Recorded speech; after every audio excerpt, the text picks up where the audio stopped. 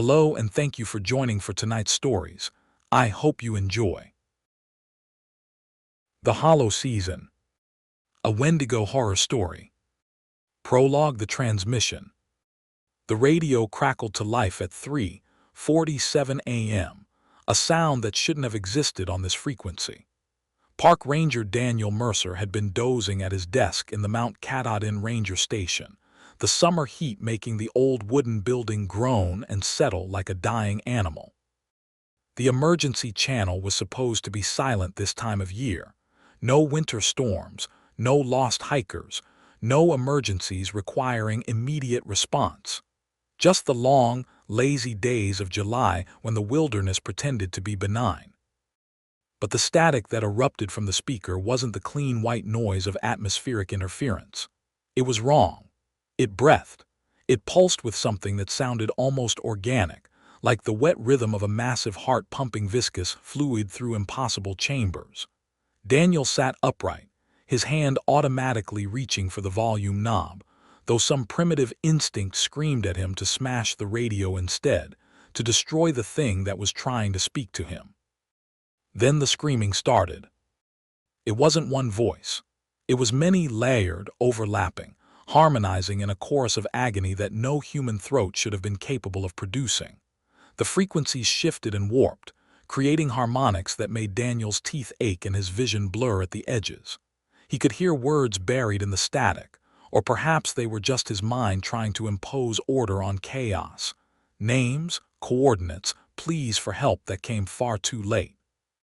37 degrees, no God please, it's inside the, don't look at the, hungry.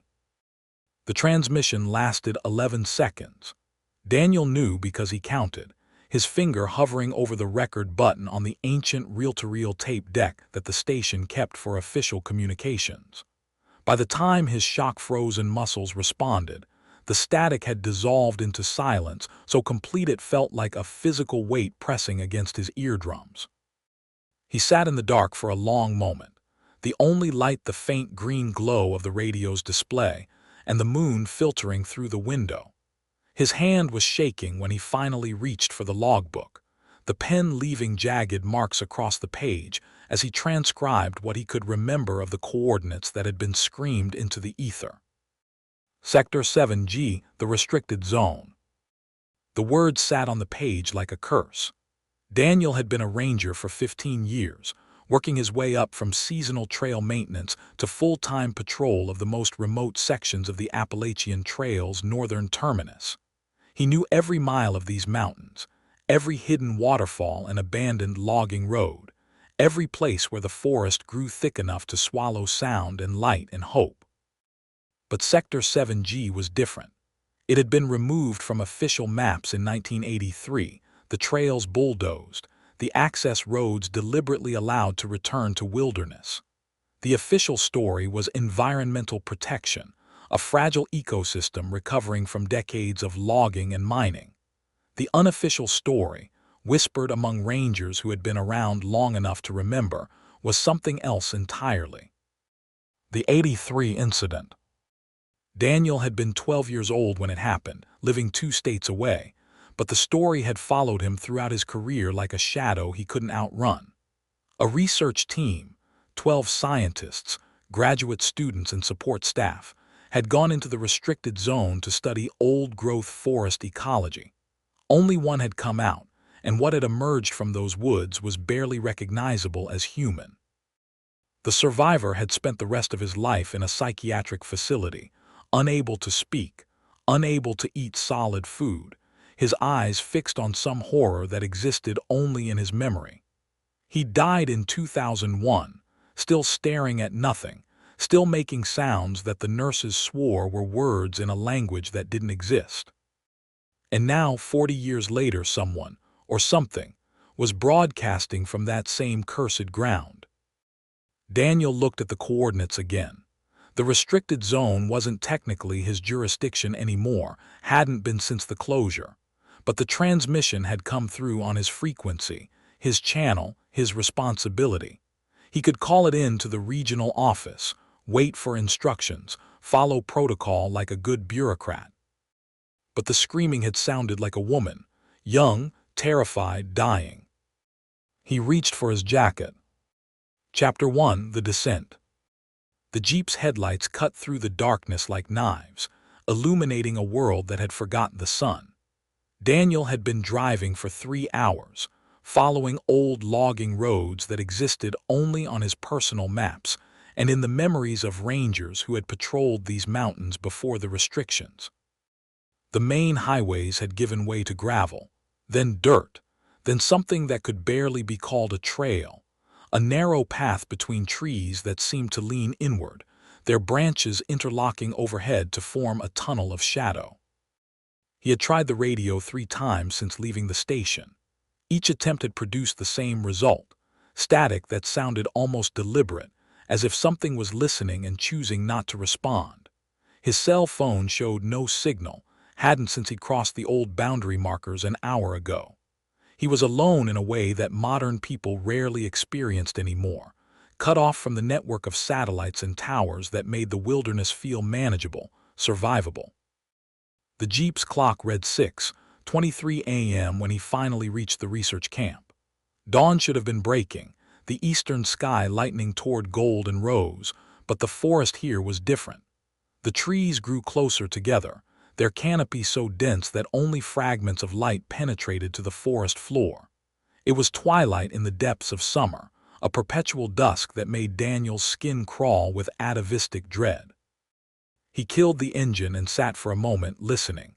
The silence was absolute. No birdsong, no insect hum, no rustle of small animals in the underbrush. Just the sound of his own breathing and the Jeep's cooling engine ticking in the unnatural stillness. The camp was visible through the windshield, or what remained of it.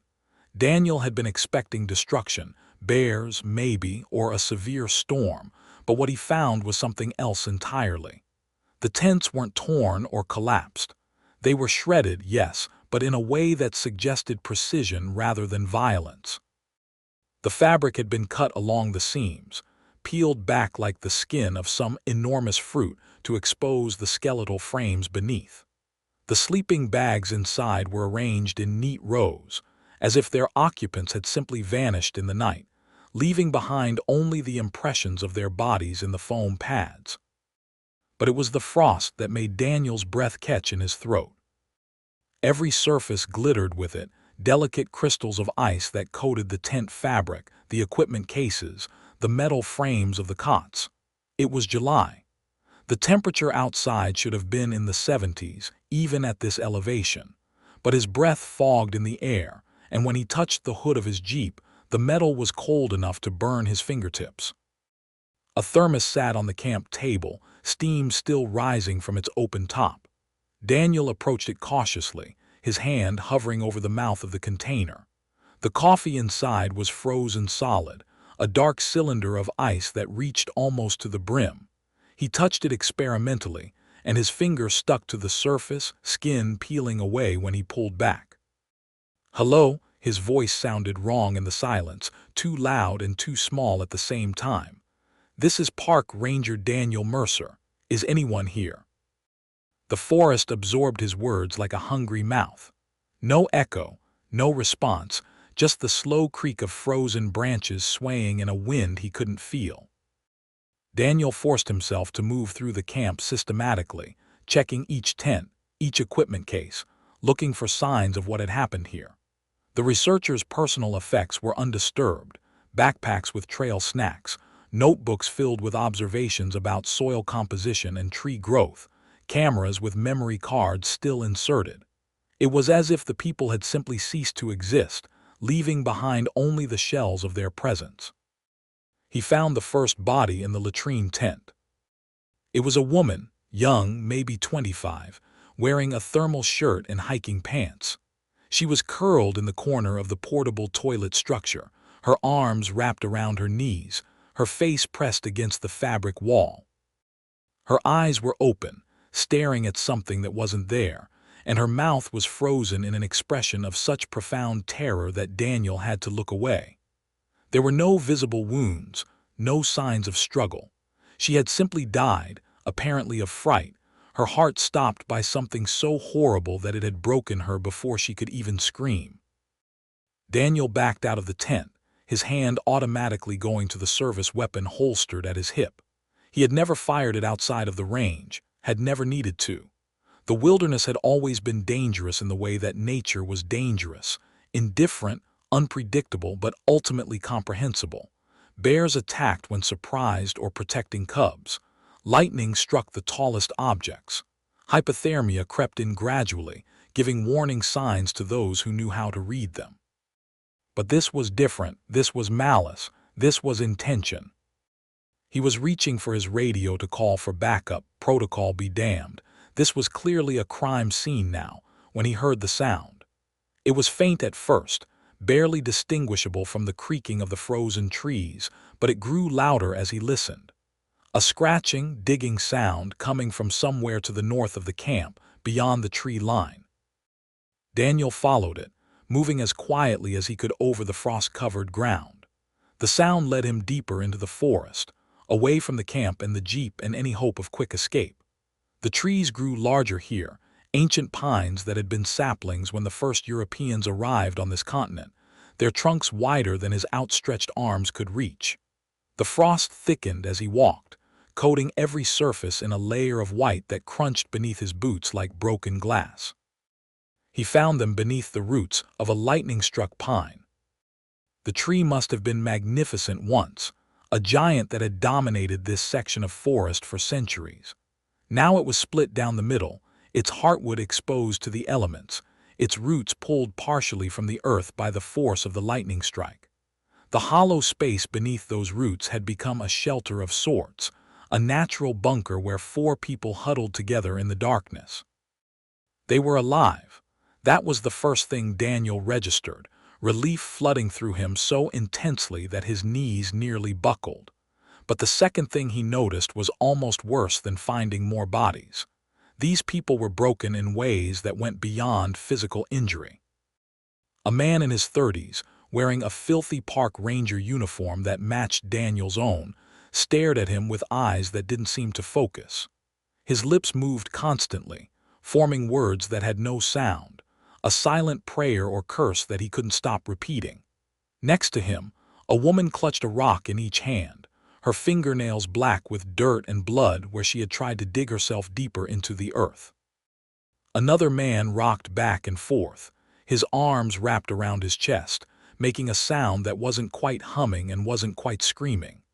The fourth, a young woman who couldn't have been more than 20, looked up at Daniel with something like recognition, and what she said would haunt him for the rest of his life. "You heard it too," she whispered. "The voice. It sounds like them, like the ones who went first." Daniel crouched down, keeping his voice low and calm, the way he would approach a spooked animal. "My name is Daniel. I'm a park ranger. I'm here to help. Can you tell me what happened?"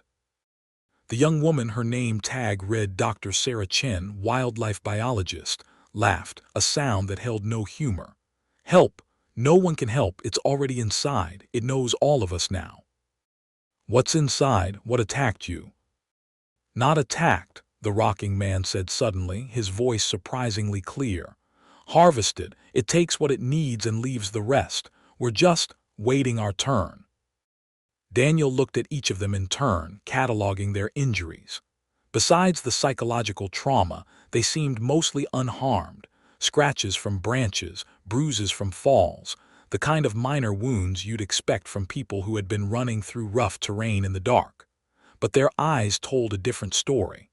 They had seen something that had broken something fundamental in their minds, something that might never heal. "How many of you were there?" Daniel asked. 12, Sarah said. "The research team. 6 scientists, 4 graduate students, 2 support staff. We're all that's left." "What happened to the others?" The man in the ranger uniform, his tag identified him as David Park, research coordinator, finally focused on Daniel, and the emptiness in his gaze made Daniel want to step back. It sang to them, in their voices, called them out one by one, and they went, willingly, like they couldn't help themselves. "Sang to them? What do you mean?" "It learns," Sarah whispered. That's what it does. It learns your voice, your words, the things that will make you come to it. Dr. Morrison went first. We heard him calling from the woods, saying he'd found something amazing, something we had to see, but it wasn't him. It was never him. By the time we realized. She trailed off, her eyes going distant again. Daniel waited, but she didn't continue.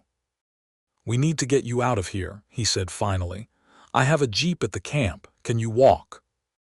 David laughed, a harsh barking sound. "Walk? We've been trying to leave for 3 days. Every time we move, it's there, watching, waiting. It won't let us go." "It can't stop all of us," Daniel said, more confidently than he felt. "There are 5 of us now. We move together, stay in sight of each other, and we get to the jeep. I'll drive you out of here, get you to a hospital." "You don't understand," the woman with the rock said, her voice barely audible. "It's not just in the woods, it's in the cold, in the hunger, in the part of you that wants to survive no matter what. It's been inside us since the first night. We're already dead, we just haven't stopped moving yet." Daniel didn't have a response to that. He simply reached out and gently pried the rocks from her hands, helping her to her feet. The others rose slowly, moving like people twice their age, their muscles stiff from cold and inactivity. "Stay close," Daniel said, drawing his flashlight and his weapon. "If anything happens, you run. Don't look back, don't wait for anyone, just run toward the camp. I'll cover you." They moved through the forest in a ragged line, Daniel in the lead with Sarah beside him, the others following close behind. The frost crunched beneath their feet, loud in the silence, and Daniel found himself listening for the voice they had described, a mimic that could sound like friends, like colleagues, like anyone it had consumed. They were halfway back to the camp when the forest went completely silent. It wasn't the absence of sound that Daniel had noticed earlier, the natural quiet of a wilderness area. This was active silence, a suppression of noise that felt almost physical. The creaking of branches stopped mid-motion. The crunch of their footsteps seemed to be swallowed by the air itself. Even their breathing became soundless, as if the world had been wrapped in cotton wool. Daniel raised his hand, signaling the group to stop. His heart was hammering against his ribs, and he could feel sweat running down his back despite the cold. Something was about to happen. Something was watching them from the darkness between the trees. The sound came from above. It was wet and sharp at the same time, like a green branch snapping under weight, but magnified 100 times. Daniel looked up, his flashlight beam cutting through the darkness, and for a moment he saw nothing but the interlaced branches of ancient pines. Then the blood hit him. It was warm, shockingly so against the freezing air, and it carried the copper scent of fresh death. Something landed in the snow in front of him, a piece of fabric he thought at first, or perhaps a discarded jacket. But then he saw the fingers, still twitching, and the ragged stump where an arm should have been attached to a shoulder. The screaming started then, not from the thing in the trees but from behind him. Daniel spun, his weapon raised, and saw the woman with the rocks. Her name was Dr. Yuki Tanaka, according to the badge he would find later, being lifted into the air by something that moved faster than his eyes could track. One moment she was standing there, her mouth open in a silent scream, and the next she was gone, yanked upward with such force that her feet left the ground before her body followed. The sound of bones snapping filled the forest, a series of sharp cracks like kindling being broken for a fire. Blood rained down, warm and thick, coating Daniel's face and blurring his vision. He fired his weapon into the canopy, 3 shots in rapid succession, the muzzle flash illuminating the branches in strobing bursts of light. He saw it for just a moment. It was tall, taller than a man, taller than 2 men stacked one atop the other. Its limbs were wrong, too long and too thin, bending at angles that shouldn't have been possible. The skin was stretched tight over bones that seemed to shift and move beneath the surface, and the face. The face was the worst part. It was almost human, but stretched and distorted. The mouth opened far too wide, filled with teeth that looked like they had been filed to points. And the eyes, Hollow, black, reflecting no light, pits of darkness that seemed to absorb the illumination from his flashlight rather than reflect it. Then it was gone, and Dr. Tanaka was gone with it, and only the blood remained, steaming in the cold air where it had fallen. "Run!" Daniel screamed, grabbing Sarah's arm and pulling her forward. "Run now!" They ran. God help them, they ran. Chapter 2: The Hunt. The forest became a nightmare of frozen branches and hidden roots, each step a gamble between speed and survival. Daniel didn't look back, couldn't look back, because he knew what he would see if he did. The thing was behind them, somewhere in the darkness, and it was playing with them. He could feel it in the way the cold seemed to follow them, in the way the shadows moved at the edge of his vision, in the wet sounds that echoed through the trees that might have been footsteps or might have been something worse. Sarah ran beside him, her breath coming in ragged gasps, her face pale and streaked with tears and blood. Behind them he could hear the others, the heavy breathing of David Park, the whimpering of the rocking man whose name he still didn't know, the desperate footfalls of the woman who had been clutching rocks. They were moving, all of them, driven by fear into a sprint that couldn't be sustained. Daniel's radio crackled. He almost ignored it, his mind focused entirely on the need to reach the camp, to reach the jeep, to reach anything that resembled safety. But the voice that came through the static stopped him cold, freezing him in place more effectively than the winter temperature. "Guys, I'm over here." It was Dr. Tanaka's voice. Perfect, exact, carrying the slight accent that marked her as Japanese-Canadian. The voice of a woman who had just been torn apart in the canopy above them, whose blood was still warm on Daniel's face. "I found shelter, it's warm here, come and find me."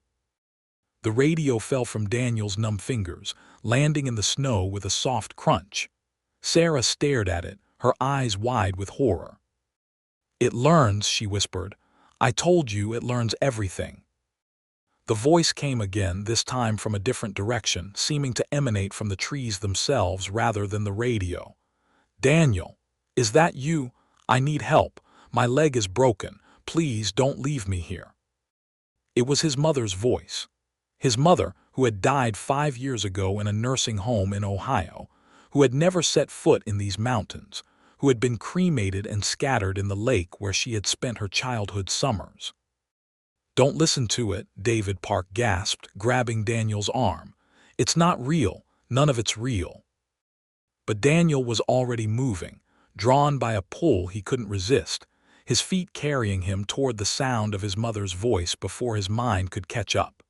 He stumbled through the underbrush, branches tearing at his clothes and skin, until he broke through into a small clearing and saw what was waiting for him. The creek should have been running with summer meltwater, a cheerful stream full of trout and the promise of life. Instead, it was frozen solid, the surface glazed with ice that looked almost black in the dim light. And standing waist-deep in that frozen water, its feet planted on the creek bed beneath the ice, was the thing from the canopy. It was even more horrible up close. The skin wasn't just tight, it was desiccated, stretched over bones that seemed to grow and shift beneath the surface like something trying to escape from inside.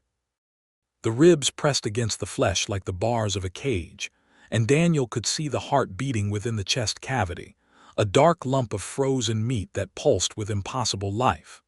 The antlers that crowned its head weren't bone, they were ice, clear and sharp and growing even as he watched, branching and rebranching into a crown of frozen thorns. The face turned toward him, and the mouth opened in a smile that split the skin from ear to ear. "Daniel," it said in his mother's voice, "you've gotten so thin, don't you want to eat?" He fired his weapon, emptying the magazine into the thing's chest, watching the bullets punch through the desiccated flesh and emerge from the other side in sprays of black fluid that might have been blood or might have been something else entirely. The Wendigo, because that's what this was, what it had to be, the thing from the stories his grandmother had told him, the cautionary tale about greed and hunger and the monsters that waited in the winter woods, didn't flinch. It didn't bleed in any meaningful way. The holes in its chest simply closed up, the flesh knitting together like ice reforming over a crack. "Hunger," it whispered, and now the voice was its own, a sound like wind through dry bones, like the creaking of frozen trees in a midnight storm. Always hunger, never full, never warm. Daniel backed away, his empty weapon falling from his hand. Behind him, he could hear the others catching up, could hear Sarah's gasp of recognition as she saw what he was facing. "Don't run," David Park said, his voice trembling. "It likes the chase. It likes when you run." But Daniel was already running, his body overriding his mind, pure survival instinct driving him back into the forest. He could hear the thing behind him, not running but moving, gliding through the trees with a speed that defied physics, its antlers scraping against branches and leaving trails of frost where they touched. He ran until his lungs burned and his legs turned to jelly, until he couldn't remember why he was running or what he was running from. The forest all looked the same, an endless maze of white and gray and black, the frost coating everything in a uniform blanket that erased landmarks and direction. He might have been running in circles. He probably was. When he finally collapsed, falling to his knees in a snowbank that shouldn't have existed in July, he realized he was alone. The others were gone, separated in the panic, scattered through the woods like seeds on the wind. He was alone with the thing that hunted him, alone with the cold that seemed to come from inside his own skin. "Sarah," he screamed, his voice cracking. "David, anyone." The forest swallowed his words. No echo, no response, just the slow creak of frozen branches and the distant sound of something moving through the trees. Daniel forced himself to stand, to keep moving. He had to find the others, had to get them to safety. That was his job, his responsibility, the oath he had sworn when he pinned the ranger badge to his chest. Protect the wilderness, protect the people in it, protect the balance between human and nature. But how could he protect anyone from something that shouldn't exist? He found the old ranger station by accident, stumbling through a thicket of deadfall and emerging into a clearing he didn't recognize. The building was small, a single-room cabin built in the 1950s for backcountry patrols, abandoned when the sector was restricted in '83. The windows were boarded over, the door secured with a rusted padlock, but it was shelter, solid walls between him and the thing in the woods. Daniel broke the lock with a rock, his hands shaking so badly he could barely grip the stone. The door swung open with a scream of rusted hinges, and he fell inside, slamming it shut behind him and bracing it with a heavy table he found in the darkness. The interior was frozen, every surface coated with the same frost that had covered the research camp. But it was shelter, it was walls, it was something. He found matches in a waterproof tin above the stone fireplace, and within minutes he had a small fire going, the flames casting dancing shadows on walls that hadn't seen light in 4 decades. The warmth was minimal, barely enough to keep his fingers from going numb, but it was something. It was hope. He didn't know how long he sat there, feeding the fire with broken chair legs and pages from an old logbook, watching the door and listening for sounds of pursuit. The thing didn't come. Maybe it couldn't enter, bound by some ancient rule that required invitation or permission. Maybe it was simply playing with him, enjoying the anticipation of the kill. The radio crackled again. Daniel jumped, his heart hammering against his ribs. The radio was still in his hand. He must have picked it up when he fell, or maybe he had never dropped it at all. The static cleared and a voice came through, weak and broken but unmistakable. "Daniel, can you hear me? It's Sarah. We're at the station. The old station. Please, if you can hear this." He keyed the microphone, his voice cracking. "Sarah, I'm here. I'm at the station. Where are you?" A pause, then. "We're outside. Open the door." Daniel stood, moving toward the door before his mind could process the information. His hand was on the barricade, ready to push it aside, when he heard the other voice. It came from the radio, but it wasn't Sarah. It was the Wendigo, using her voice like a mask, speaking through the electronic medium with perfect clarity. "Open the door, Daniel. We're so hungry." He stumbled back, his hand falling away from the barricade. Outside, he could hear them now, Sarah's voice, David's voice, the voices of the dead researchers, all speaking in unison, all saying the same thing. "Open the door, we're cold. We're hungry, let us in." The scratching started then, nails against wood, hundreds of them, thousands, a sound like sleet against a window but made of flesh and bone. The door shook in its frame, the heavy table sliding inch by inch across the frozen floor. Daniel grabbed the table, throwing his weight against it, trying to hold the door closed against the pressure from outside. The wood groaned and splintered, frost forming on the interior surface as the cold pushed through the cracks. "Please," the voices whispered, and now they were inside his head, bypassing his ears entirely, speaking directly to the part of him that wanted to survive, that wanted to be warm, that wanted to eat. "Just a little, just enough to take the edge off. You can have some too. We can all eat. We can all be warm." "No," Daniel gasped, but his voice was weak, his resistance crumbling. The hunger was real, suddenly, impossibly real. When had he last eaten? Hours ago? Days? He couldn't remember. His stomach ached with emptiness, his mouth filling with saliva at the thought of food, any food even. Even what? The scratching stopped. The pressure against the door ceased. Daniel stood in the silence, his breath fogging the air, and waited for what would come next. When dawn finally broke, if it broke, time had become fluid, unreliable. He found the body outside the door. It was the rocking man, the one whose name he had never learned. He was lying on his back, his arms crossed over his chest, his eyes closed as if in peaceful sleep. But his chest. Daniel turned away, vomiting into the snow, his body rejecting what his eyes had seen. The chest was hollow, the ribs cracked and spread like the wings of some obscene bird, the cavity within glazed with ice that caught the morning light and threw it back in rainbow shards. The heart was gone. The lungs were gone. Everything that had made this man alive had been removed with surgical precision, leaving behind only a shell that looked almost like art. The frost on the body was thick, preserving it in the moment of death, and Daniel could see that the ice formed patterns, words, almost, written in a language he couldn't read but somehow understood. "Thank you for the meal." He ran then, leaving the body behind, leaving the station, running blindly through the forest with no direction and no hope. He ran until he couldn't run anymore, until his body gave out and he collapsed against a tree, sliding down the trunk to sit in the snow, waiting for the end. But the end didn't come. The forest was silent, peaceful even, the morning light filtering through the canopy in golden shafts that seemed almost benevolent. The frost was melting, he realized, turning to water that dripped from branches and soaked into the soil. The cold was retreating, the unnatural winter giving way to the real season. Daniel didn't know how long he sat there, drifting in and out of consciousness, his mind protecting itself from the horror by simply shutting down. When he finally opened his eyes, fully and completely, he found himself surrounded by people in hazmat suits, their faces hidden behind respirators, their voices muffled and strange.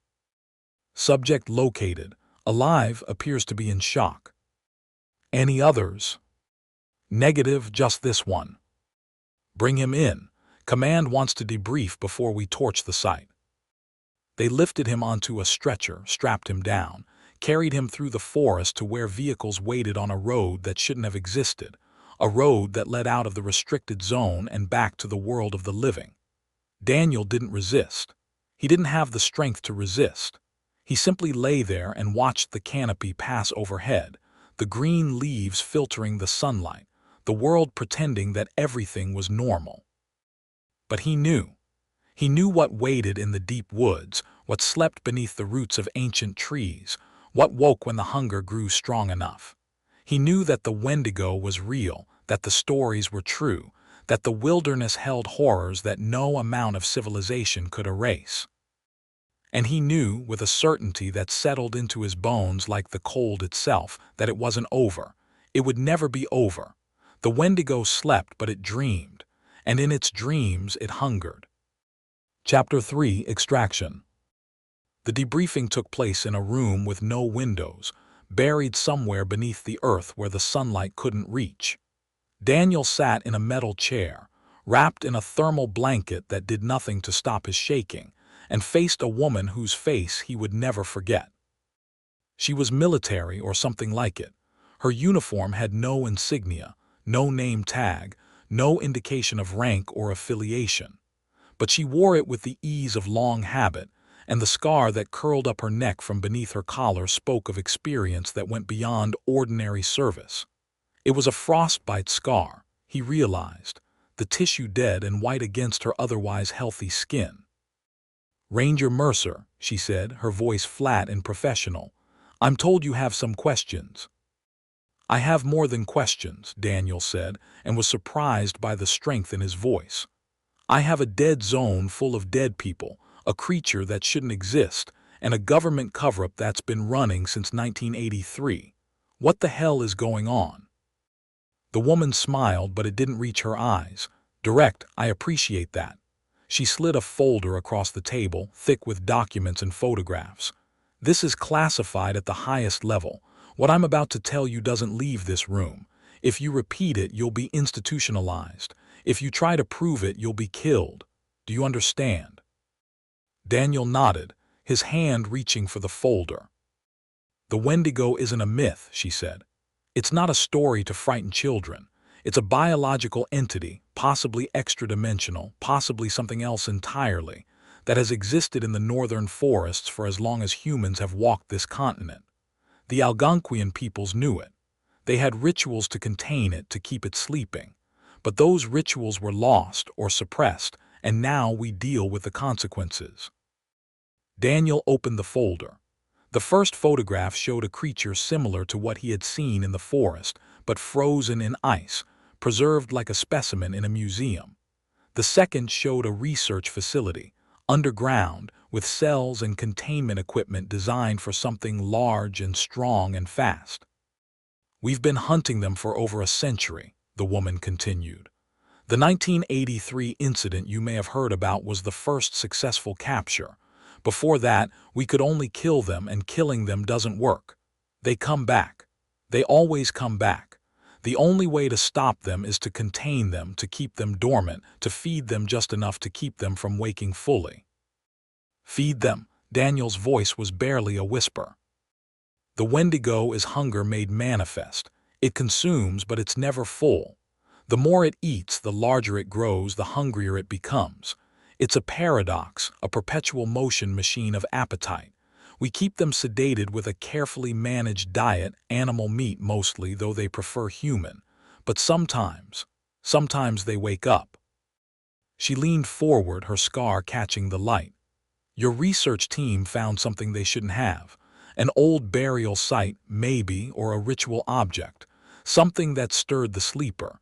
It woke up hungry and it fed. You were lucky to survive." "Lucky," Daniel repeated, tasting the word. 8 people died, 8 people were consumed, and you call that lucky? The 1902 incident had 43 casualties. The 1921 incident had 61. The 1955 incident, she paused, her expression flickering for just a moment. The 1955 incident had over 100. We didn't get there in time to contain it. We had to burn 5 square miles of forest to stop the spread. Daniel looked at the photographs again, really looked at them. The creature in the ice was ancient, he realized, older than the forest that surrounded it. The antlers were massive, branching into impossible geometries, and the face, despite being frozen, despite being dead or dormant or whatever state the containment put it in, seemed to be smiling. "What happens now?" he asked. "Now you sign a non-disclosure agreement. You go back to your job, your life, your routine. You forget what you saw, what you experienced. And if you ever hear that sound again, that static, that screaming, you call the number in this envelope and you don't ask questions. You just run." She slid a plain white envelope across the table. Daniel didn't touch it. And the Wendigo, the one that killed my people. We have teams in the field now. They'll track it, tranquilize it, transport it to a secure facility. It will sleep again. It will dream of hunger, but it won't feed, not for a while. And when it wakes up again, the woman's smile returned, colder than the frost in the forest. That's the thing about the Wendigo, Ranger Mercer. It always wakes up. It always hungers. And there's always someone who wakes it up, whether by accident or design. The best we can do is contain it. The best we can do is survive. She stood, gathering her papers, preparing to leave. One more thing. The survivors you mentioned, Dr. Chen and Mr. Park. We found them 3 miles from your location, wandering in circles, catatonic. They're being treated for exposure and trauma. But there's something you should know. She paused at the door, looking back at him with something that might have been pity. They keep asking for food, constantly. They can't be satiated. The doctors think it's psychological, a response to the trauma, but I've seen it before. The Wendigo leaves a mark on those it doesn't consume, a seed of hunger that never goes away. Are you saying they're infected? I'm saying they're changed. Whether that change becomes transformation depends on them, on their will, their strength, their ability to resist. But the hunger never fully disappears. They'll always want more. They'll always be cold. And someday, maybe years from now, maybe decades, they might give in. She left him then, alone with the folder and the envelope and the knowledge of what waited in the dark. Daniel sat in silence for a long time, staring at the photograph of the frozen Wendigo, at its smile, at its endless hunger. He signed the papers, he took the envelope, he went back to his life. But he never forgot. Epilogue: The Hollow Season. 6 months later, Daniel stood in front of the butcher's display in the town grocery store, staring at the cuts of meat arranged on beds of crushed ice. The venison was fresh, killed that morning by local hunters, and it glistened red in the fluorescent light. He had been doing this for weeks now, standing in front of the meat counter, staring, feeling the hunger grow inside him like a second heart. He had lost weight, despite eating more than he ever had in his life. He was always cold, even in the heated interior of the ranger station, even in the peak of summer when the temperatures soared into the 90s. The doctors couldn't find anything wrong with him. Blood tests came back normal. Psychological evaluations suggested mild PTSD, nothing that couldn't be managed with medication and therapy. But Daniel knew the truth. He had looked into the Wendigo's eyes. He had felt its hunger, and some part of it had stayed with him, a seed planted in fertile soil. "Can I help you find something?" The butcher was a young man, cheerful, oblivious to the darkness that had settled into Daniel's soul. "No," Daniel said, his voice rough, "just looking." He walked away, leaving the store, stepping out into the winter night. The first snow was falling early this year, coating the streets in white that seemed to glow with its own light. Daniel pulled his coat tighter, but the cold still reached him, still found the hollow place inside where the warmth used to be. That night he dreamed of antlers. They scraped against his bedroom window, tap, tap, tapping like branches in the wind, but he knew they weren't branches. He lay in bed, paralyzed by sleep, and watched as the window frosted over from the outside, the ice forming patterns that spelled words he couldn't read but somehow understood. "Hungry. Cold. Come."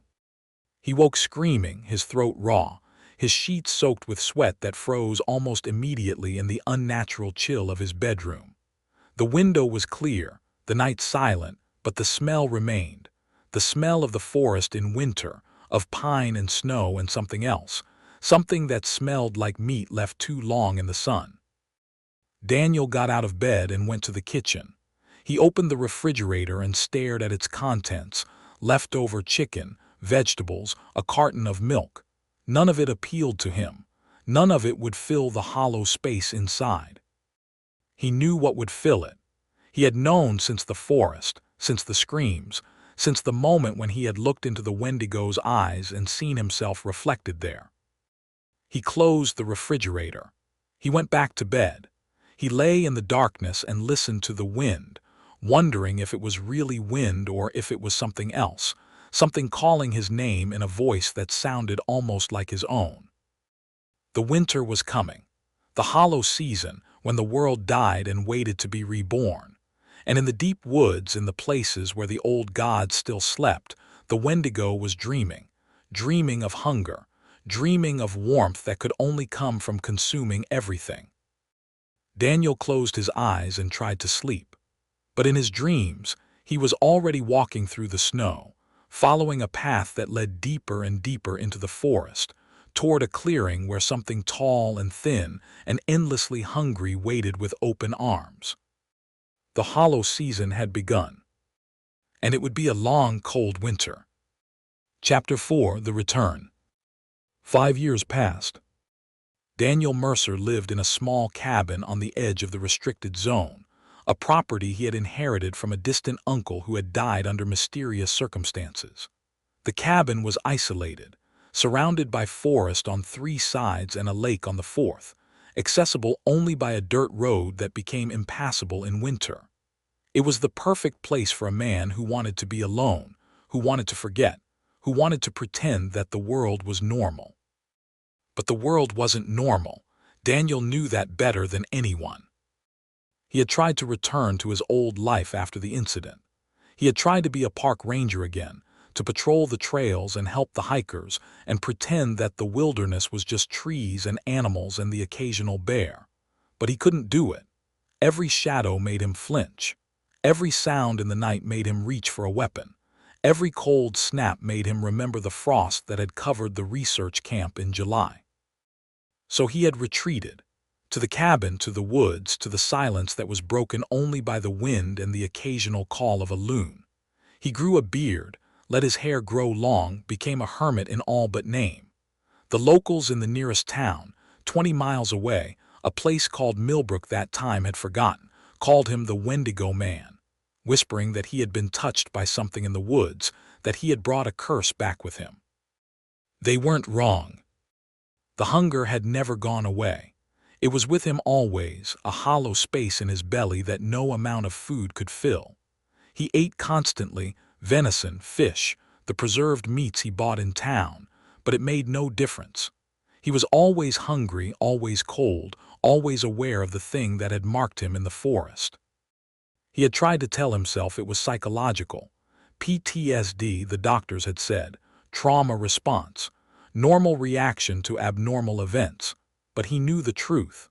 The Wendigo had planted something inside him, a seed of hunger that was growing, slowly but surely, changing him piece by piece into something else.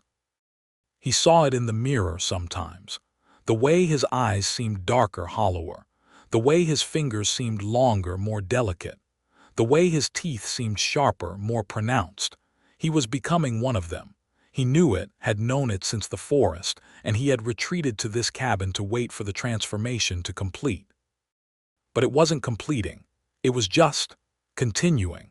A slow metamorphosis that never seemed to end, leaving him trapped between human and monster, belonging to neither world. The dreams were the worst. Every night he dreamed of the forest, of the Wendigo standing in the frozen creek, its antlers scraping against the sky, of the voice that called to him in the voices of the dead, promising warmth and fullness and an end to the hunger, of the moment when he would finally give in, when he would take what he needed, when he would become what he was always meant to be. He woke from these dreams screaming, his sheets soaked with sweat that froze almost immediately in the cabin's chill. He would sit by the fire, feeding it with wood he had chopped himself, watching the flames dance and wondering if they were enough to keep the darkness at bay. They weren't, he knew that, nothing was. The winter of 2029 was the coldest on record. Temperatures dropped to levels that hadn't been seen in a century, the lake freezing solid, the snow piling up in drifts that buried the cabin's first floor. Daniel spent the season trapped, unable to leave, unable to do anything but wait for the thaw. It was during that winter that the visitors came. They arrived on snowshoes, 3 figures that emerged from the whiteout like ghosts. Daniel saw them from his window, his heart hammering against his ribs, his hand automatically going for the rifle he kept loaded by the door. But they weren't Wendigos. They were human, or close enough. 2 men and a woman, bundled in winter gear, their faces red with cold. "Hello," one of the men called, his voice muffled by the wind. "Is anyone home?" Daniel didn't answer. He watched them from the window, his mind racing through possibilities. Lost hikers, researchers, or something else, something sent by the thing that had marked him. "We know you're in there," the woman said. "We can see the smoke. Please, we need help. Our vehicle broke down on the road. We've been walking for hours." Daniel hesitated. The hunger was strong today, stronger than it had been in months. He could smell them from here, smell the warmth of their bodies, the blood pumping through their veins, the life that he so desperately wanted to consume. "Please," the second man said, "we're going to freeze out here."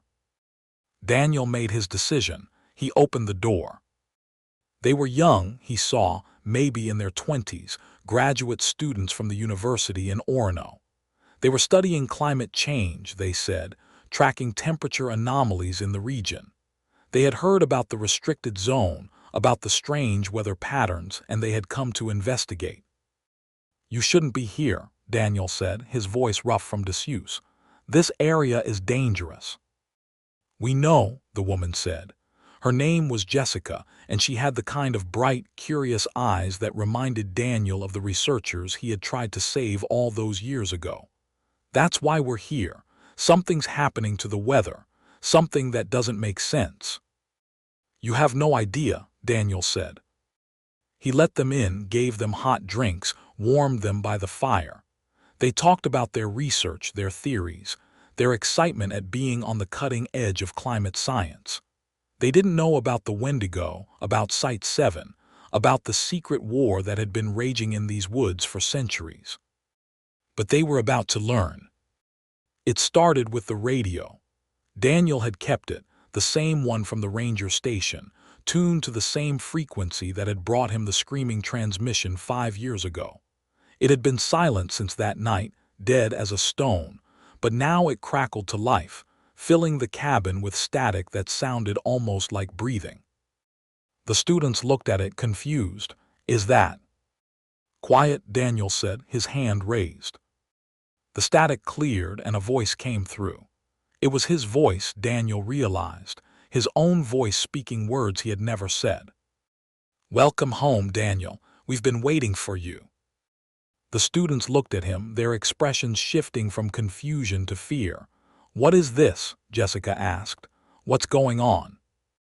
Daniel didn't answer.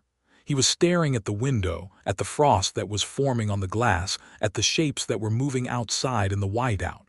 Shapes that were tall, thin, antlered. "Get away from the windows," he said, his voice barely a whisper. "Get to the back of the cabin, now." They didn't move fast enough. The window exploded inward, showering the room with glass and snow, and a cold that was deeper than any winter. The Wendigo stepped through, unfolding itself to its full height, filling the cabin with its presence. It was larger than Daniel remembered, larger than any Wendigo he had seen before, its antlers branching into impossible geometries, its hollow eyes fixed on him with something like recognition. "Daniel," it said, and its voice was the voice of the forest, the voice of winter, the voice of hunger itself. "You've kept us waiting." "I didn't." "You did. You took our mark. You carry our hunger. And now, finally, you're ready to feed." The students were screaming, backing away, trying to find an exit that didn't exist. The Wendigo turned toward them, its smile widening, its mouth opening to show teeth like shards of ice. "Fresh meat," it said, "young, strong, full of life. They will sustain us for months." "No," Daniel said, stepping between the creature and the students. "Not them." "Then who?" The Wendigo tilted its head, studying him with hollow eyes. "You. Are you finally ready to feed yourself to the hunger?" Daniel looked at his hands, at the fingers that had grown too long, the skin that had grown too tight. He felt the hunger inside him, the need that had been growing for 5 years, the emptiness that nothing could fill. "Yes," he said, "I'm ready." But he wasn't ready to die. He was ready to become. The transformation happened in an instant, triggered by his acceptance, his surrender to the hunger that had been consuming him from within.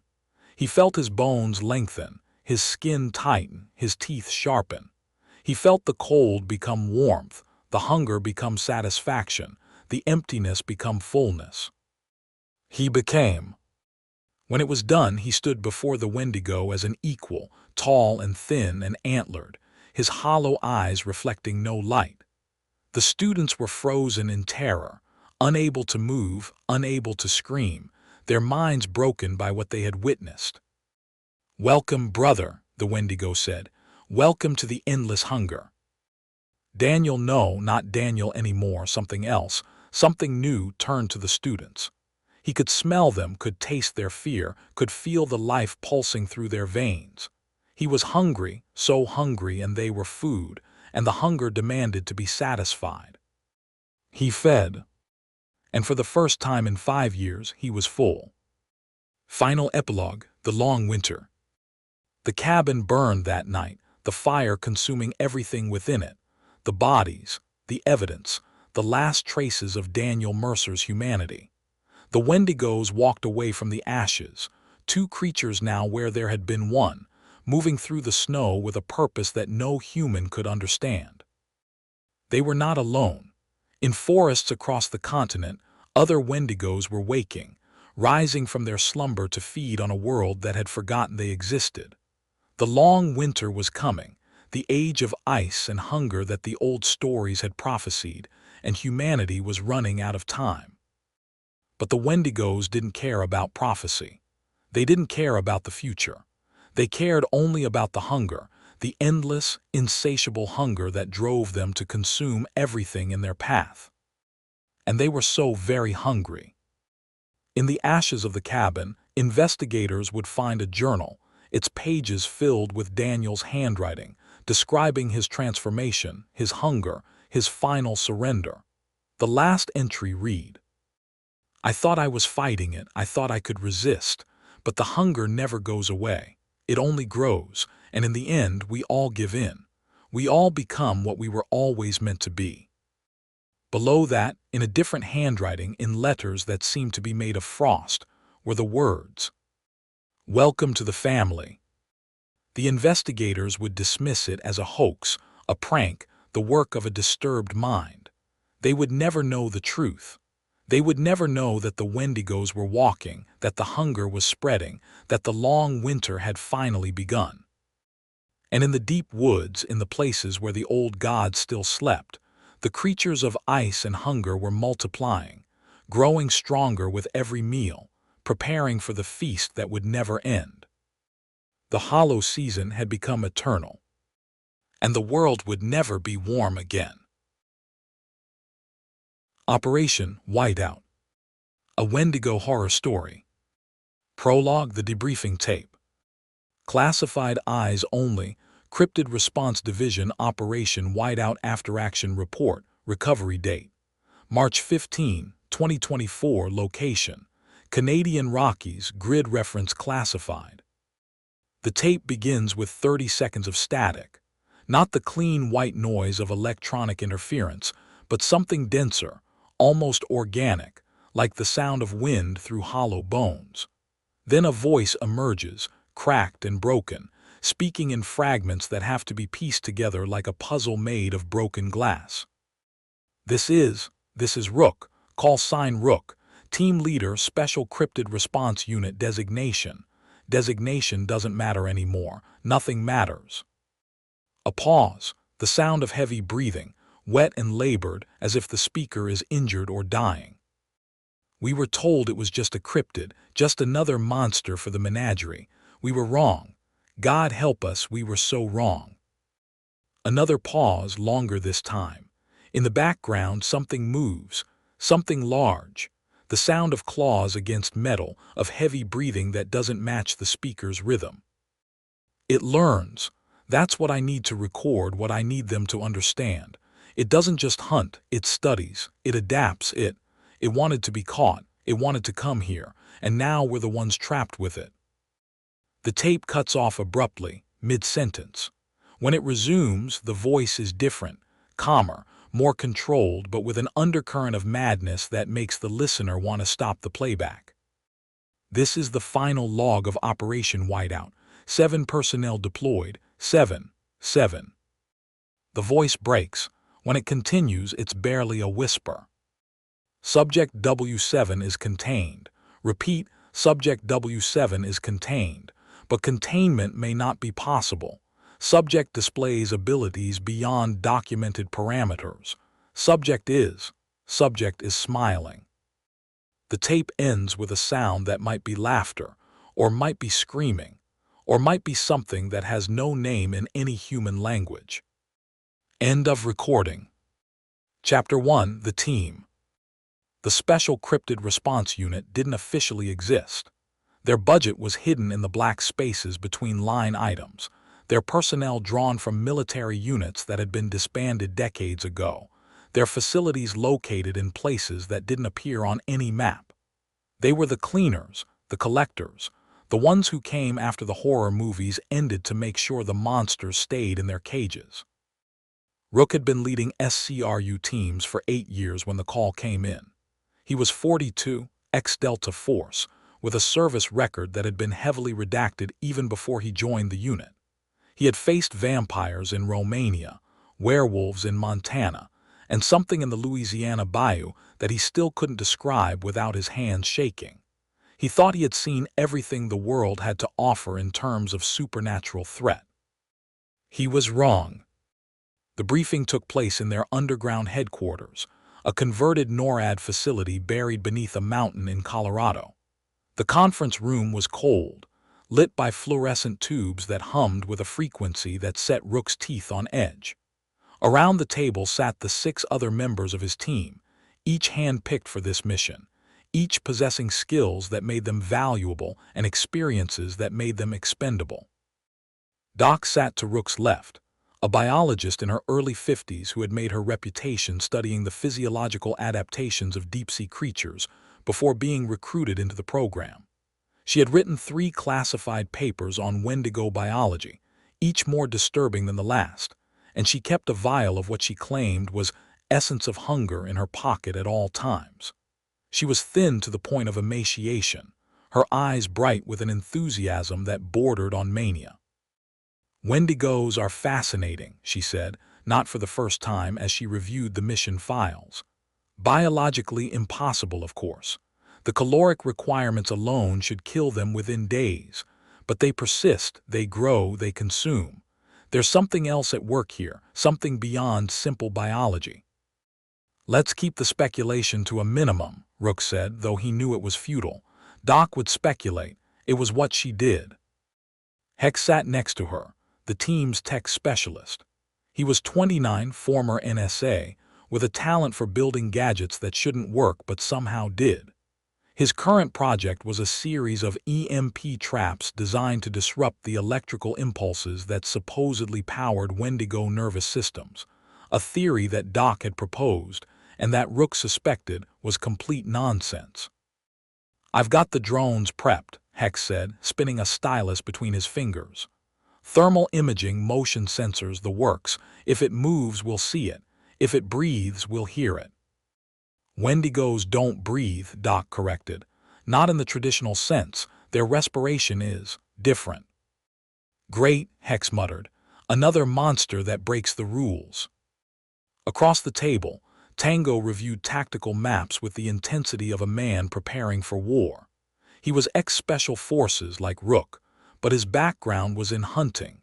Big game, mostly, though Rook knew he had done things in Africa and Asia that didn't bear close examination. He was a large man, scarred, with eyes that had seen too much death to be surprised by anything. Terrain's a nightmare, Tango said, tapping the map. Dense forest, steep elevation, weather that can turn in minutes. If we're going to trap this thing, we need to control the ground. We can't control the ground, said Vex, the team's survivalist and tracker. She was Cree, raised on a reservation in Alberta, and she knew the Wendigo legends better than anyone in the room. The Wendigo is the ground. It's the cold, the hunger, the winter itself. You can't fight the winter with guns and traps. We can try, Tango growled. Vex just shook her head, her dark eyes meeting Rook's with something that looked like pity. You've never faced one of these before. I have. My grandmother. She told me stories. I thought they were just stories. What changed your mind? Rook asked. Vex didn't answer. She just touched the scar that ran from her left ear to her collarbone, a white line of tissue that looked like frostbite. Brick sat at the end of the table, saying nothing as usual. He was the heavy weapons specialist, a mountain of a man with a face that looked like it had been carved from granite. He had a lucky rabbit's foot tied to his belt, an affectation that Rook found almost painfully ironic given their mission. Brick didn't talk much, but when he did, people listened. Mostly because it was usually something important, and partly because his voice sounded like grinding stones. And then there was Spectre, the new recruit, former FBI Paranormal Division, which meant she had spent 5 years investigating things that most agents pretended didn't exist. She was young, eager, with a file full of commendations and a reputation for being too curious for her own good. Rook had argued against her inclusion on the team, but Command had overruled him. They wanted fresh eyes, they said. They wanted someone who still believed in the mission. Rook looked at each of them in turn, these 6 people who would follow him into hell if he ordered it. They were good people mostly, capable people.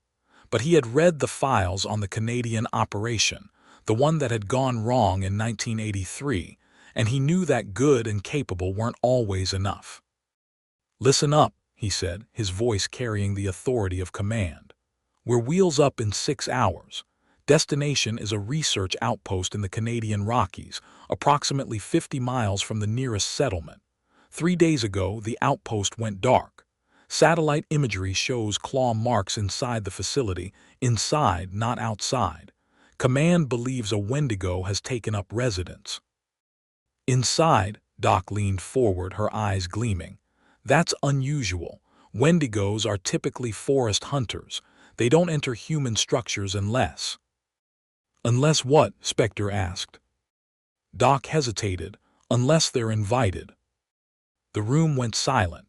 Rook could feel the weight of that statement settling over them like snow. Our mission is retrieval, he continued. Not termination. Command wants this thing alive. They've authorized non-lethal measures only, tranquilizers, nets, sonic disruptors. We trap it, we transport it, we deliver it to the facility in Nevada where it can be studied. Studied? Tango's voice was incredulous. You want to keep one of these things alive, after what they do? Not my call, Rook said. Our job is to follow orders, and our orders are to bring it back in one piece. It won't be in one piece for long, Vex muttered. Once it wakes up, once it starts feeding. We'll worry about that when we get there, Rook cut in.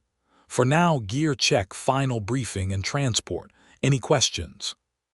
There were no questions. There never were. They were professionals, all of them, and they had learned long ago that questions didn't change the mission. They just made the waiting harder. 6 hours later, they were in the air. Chapter 2, The Silence. The helicopter dropped them at the edge of the forest, a clearing barely large enough for the rotors, surrounded by pines that seemed to lean inward like curious spectators. The pilot didn't shut down the engines. He wasn't staying, and they all knew it. SCRU teams were inserted, not supported. Extraction would come only when the mission was complete, or when there was no one left to extract. Rook was the first to jump, his boots sinking into snow that came up to his calves. It was March, technically spring, but winter held this place with an iron grip. The temperature was well below freezing, and the wind cut through his tactical gear like it wasn't there. The others followed, forming a defensive perimeter while Hex deployed his drones. The small aircraft buzzed into the sky, their cameras feeding data to the tablets the team carried. Within minutes, they had thermal imaging of the surrounding area, motion sensors calibrated, comms checked and double-checked. "Nothing," Hex reported, frowning at his screen. "No heat signatures, no movement, no signs of life. It's like the forest is empty." "It's not empty," Vex said, her voice barely audible over the wind. "It's waiting." They moved out in standard formation, Rook and Tango on point, Vex tracking, Doc and Spectre in the middle, Brick covering the rear. The snow made movement difficult, each step a struggle against the drifts that seemed to grow deeper the farther they went. The forest closed in around them, the trees growing closer together, their branches interlocking overhead to form a tunnel of shadow and white. Rook had been in forests before. He had tracked insurgents through the mountains of Afghanistan, hunted poachers in the Congo, walked through wilderness that hadn't seen human feet in decades. But this was different. This forest felt aware, watching, patient in a way that made his skin crawl. "Contact," Vex said suddenly, dropping to one knee. "Footprints." They gathered around her, looking at the impressions in the snow. They were humanoid, but wrong. The toes were too long, the arch too high, the stride length indicating a height of at least 8 feet. And they circled the clearing where they had landed, completing a full circuit before leading off into the trees. "It was watching us," Vex said. "Last night while we slept in the transport, it knew we were coming." "Impossible," Tango said. "We didn't file flight plans. This mission is blacker than black." "It doesn't need flight plans," Doc said, her voice hushed with something like reverence. "It can smell intent, smell hunger, smell the part of us that wants to survive no matter what." "That's superstitious nonsense," Tango snapped. "Is it?" Doc looked at him, her eyes bright. "Then explain the footprints. Explain how it knew exactly where we'd land. Explain why it's playing with us instead of attacking." No one could explain. They moved on, following the footprints deeper into the forest, toward the research outpost that waited somewhere in the white. The outpost appeared suddenly, emerging from the snow like a hallucination. It was a single-story building, concrete and steel, designed to withstand the harshest weather the mountains could offer. But the door was open, hanging from one hinge, and the windows were shattered from the inside. Rook held up a fist, signaling the team to halt. He approached the building cautiously, weapon raised, every sense alert for ambush. But there was nothing. No movement, no sound, no sign of life or death. The interior was worse than the exterior. The research equipment was smashed, not randomly but with precision. The computers destroyed, the files burned, the specimens from the biological lab arranged in patterns that might have been ritualistic or might have been random. Blood stained the walls in arcs that suggested massive trauma, but there were no bodies, no remains, nothing to indicate what had happened to the research team. 6 personnel, Spectre said, reading from her tablet. 3 scientists, 2 security, 1 administrator, all missing, presumed dead. "Presumed?" Hex laughed, a sound with no humor. "Look at this place. They're not presumed anything, they're digested." "Language," Rook said automatically, though he knew Hex was right. The blood patterns, the destruction, the absolute absence of remains, all of it pointed to consumption, total and complete. "It fed here," Doc said, moving through the wreckage with the fascination of a scientist examining a particularly interesting specimen. "Fed well. The energy requirements for a Wendigo are enormous. This much consumption. It would have grown, expanded, become more dangerous than the baseline." "Baseline?" Spectre asked. "You mean there are different levels?" "Think of it like a fire," Doc explained. "A small fire is dangerous but manageable. A large fire consumes everything. The more a Wendigo eats, the larger it becomes, the hungrier it gets. It's a positive feedback loop, infinite hunger." "Then we need to kill it before it eats again," Tango said. "We need to capture it," Rook corrected. "Those are our orders." "Your orders are going to get us killed." "Enough," Rook's voice cracked like a whip. "We set up here. Hex, deploy the motion sensors in a perimeter. Tango, establish fields of fire. Vex, find us a trail. Doc, I want your best guess on where it's sleeping. Spectre, you're with me. We're going to secure the upper level." "There's no upper level," Spectre pointed out. "Then we're going to check the roof. Move." They worked through the afternoon, preparing the outpost for the confrontation to come. The motion sensors went up in a 100-meter radius, connected to Hex's tablet with redundant systems that should have been impossible to evade. Tango set up his heavy weapons at choke points, covering every approach with overlapping fields of fire.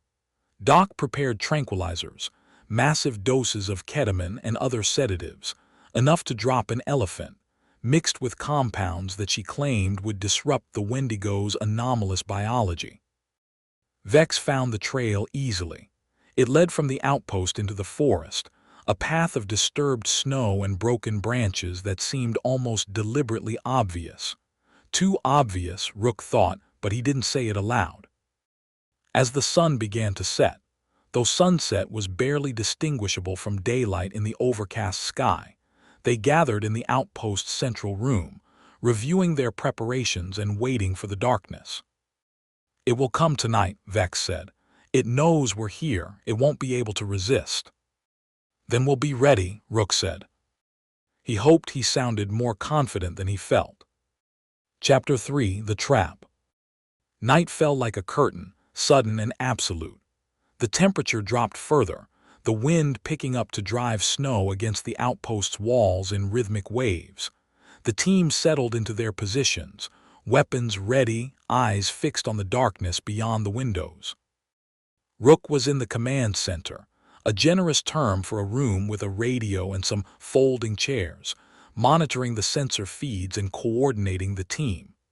Spectre sat beside him, her eyes darting between the screens and the windows, her hand never far from her weapon. "How long have you been doing this?" she asked, her voice low. 8 years, and before that. "Things I don't talk about." She nodded, accepting the boundary. "I've seen things too, in the Bureau, things that made me question everything, but this is different. This feels personal, like it's hunting us specifically." "It's not personal," Rook said.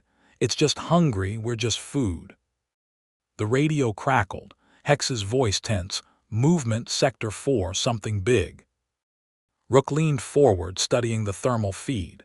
There, a heat signature, humanoid but wrong, moving through the trees with a speed that shouldn't have been possible in snow this deep. "All units stand by, it's testing the perimeter." The signature moved closer, circling the outpost, never quite entering the sensor net. Rook could see it in his mind's eye, tall, thin, antlered, moving with the fluid grace of a predator that had never known fear. "It's smart," Doc's voice came over the comms. "It's looking for weaknesses." "It won't find any," Tango said. The signature stopped. For a long moment it stood motionless, just beyond the sensor perimeter, as if considering its options. Then it moved, faster than before, and disappeared from the screens. "Where did it go?" Spectre asked. "I don't," Hex's voice cut off abruptly. Rook was already moving, running toward the Sector 4 position, his weapon raised. He found Hex's station empty, the tablet still active, the thermal feed showing nothing but empty forest. Of Hex, there was no sign. No blood, no struggle, just an absence where a man had been standing moments before. "Hex report," Rook said into his comms. Static, then faintly a voice. "Over here, help me." It was Hex's voice, but wrong somehow, stretched and distorted like a recording played at the wrong speed. "That's not him," Vex said, appearing beside Rook.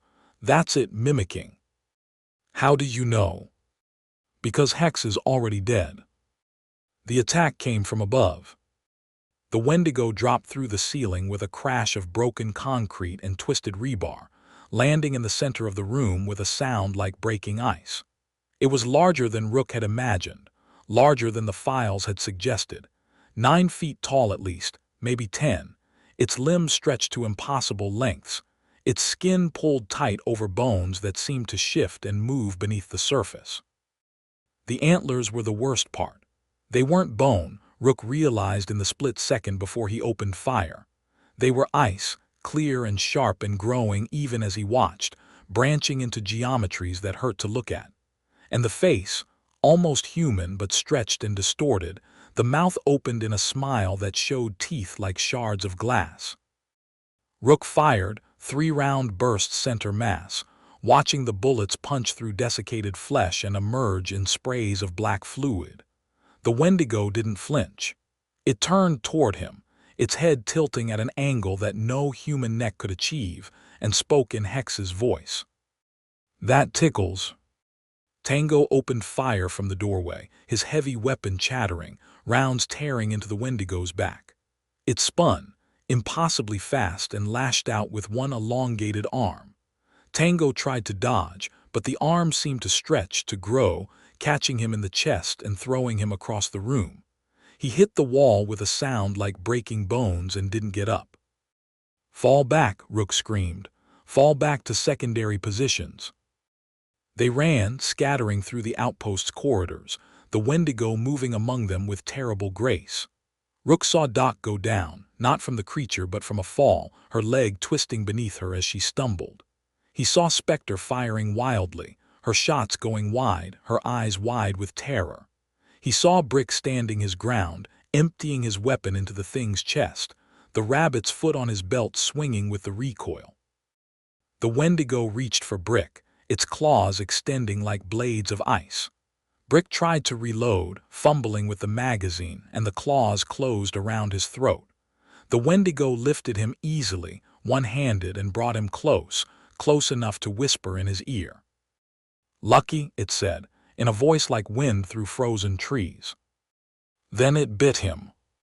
The sound was horrible, wet and crunching, and Rook ran. He ran, leaving his people behind, leaving the outpost, bursting through the shattered door and into the snow. He ran until his lungs burned and his legs gave out, collapsing against a tree, his weapon empty, his mind blank with terror. Behind him, the outpost was silent. The Wendigo had stopped hunting. It had what it wanted. For now. Chapter 4: The Chase. Rook didn't know how long he ran.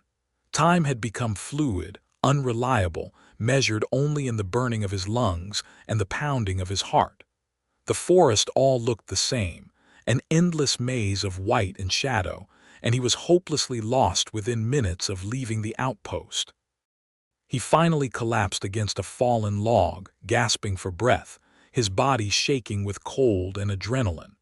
The snow was falling harder now, reducing visibility to almost nothing, and the temperature was dropping with every passing minute. He was going to freeze to death, he realized, if the Wendigo didn't find him first. His radio crackled. He almost ignored it, his hand trembling too badly to reach for the device. But the voice that came through stopped his heart. "Rook, can you hear me? It's Doc, I'm hurt but I'm alive, I need help." He keyed the microphone, his voice a croak. "Doc, where are you?" "I don't know, the forest, it's beautiful here, Rook, the snow, the silence, you should see it." "Doc, stay where you are, I'm coming to find you." "No," the voice said, and now it was different, colder, hungrier. "You should stay where you are, I'm coming to find you." The radio went dead. Rook stared at it, understanding finally dawning. The Wendigo was playing with them. It had been playing with them from the beginning. The footprints, the open door, the obvious trail, it had all been bait, luring them deeper into its territory, separating them one by one so it could feed at leisure. He was alone. His team was dead or dying, and the Wendigo was still out there, still hungry, still learning. Rook forced himself to stand. He couldn't stay here. He had to move, had to find shelter, had to survive. That was what he did. That was who he was. Rook, the survivor, the man who always came back. He moved through the forest, no longer running but walking with purpose, his eyes scanning for any sign of shelter. The snow was up to his knees now, making every step a struggle, and the cold had moved past discomfort into pain. His fingers were numb, his face burning with frostnip, his thoughts becoming sluggish and confused. He found Vex by accident, stumbling over her body where it lay half buried in a snowdrift. She was still alive, barely, her breathing shallow and fast, her skin pale as the snow around her. The scar on her neck was black with frostbite, spreading across her skin like a disease. "Vex," he gasped, dropping to his knees beside her. "What happened?" It spoke to me," she whispered. "In my grandmother's voice, told me to come home. I knew it wasn't real, but I couldn't help myself." "Can you walk?" "No, it's too late for me, but you can still run." "I'm not leaving you." She laughed, a sound like breaking glass. "You don't understand, it's not killing us, it's recruiting the hunger. It gets inside you, changes you. I can feel it now, Rook, the emptiness, the need." She grabbed his hand with surprising strength, her eyes suddenly clear and focused. "Don't let it take you alive. That's the only way to win. Die human, don't let it make you like it." Her eyes rolled back, her grip loosening, and she was gone.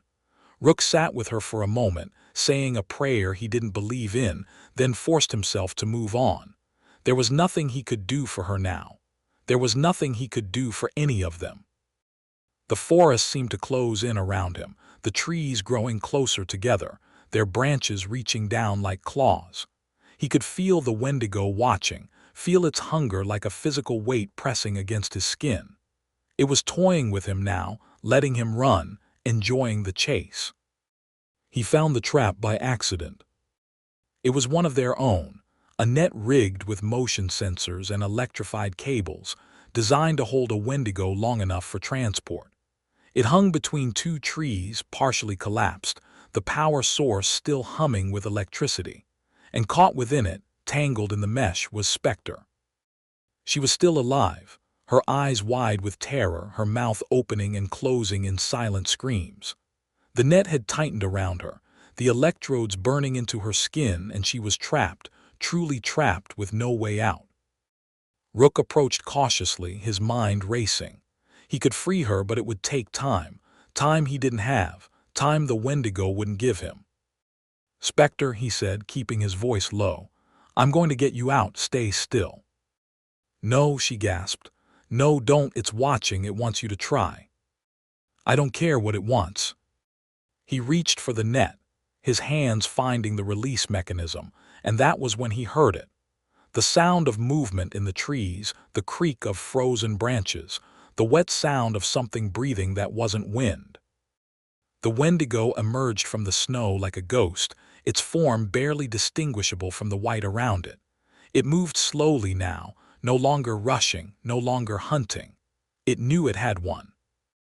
"Rook," it said, and its voice was Tango's voice, Brick's voice, the voices of everyone it had consumed.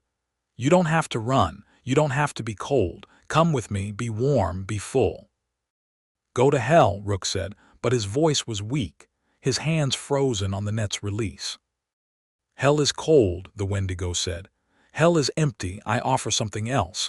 I offer communion, we can be one, we can be endless." It reached for him, its claws extending, and Rook did the only thing he could. He triggered the net's emergency release, dropping the entire assembly, Spectre and all, onto the Wendigo below. The creature roared, a sound like avalanches and breaking glaciers, and Rook ran, leaving Spectre behind, leaving everything behind, running through the snow with no direction and no hope. Behind him, the Wendigo screamed in a dozen voices, trapped but not defeated, caught but not killed. It would get free. It always got free, and when it did, it would be angry. Rook ran until he couldn't run anymore, until his body simply stopped responding to his commands. He fell in the snow, his face pressed against the frozen ground, and waited for the end. It didn't come. When he finally opened his eyes, he found himself in a helicopter, wrapped in thermal blankets, surrounded by medics and soldiers in hazmat suits. A woman with a frostbite scar on her neck was leaning over him, her expression unreadable. "Subject W7 is contained," she said, her voice distant. "Repeat, Subject W7 is contained." Rook tried to speak, but his throat was frozen, his voice gone. He could only stare, understanding slowly dawning. They had captured it. Somehow, impossibly, they had captured it. But at what cost? Chapter 5: The Transport. The debriefing was mercifully brief. Rook sat in a chair much like the one in the underground facility, facing a panel of officers who wore no insignia and offered no names. They asked him to recount the mission, step by step, and he did, his voice flat and emotionless, describing the deaths of his team with the same detachment he might use to describe equipment malfunction.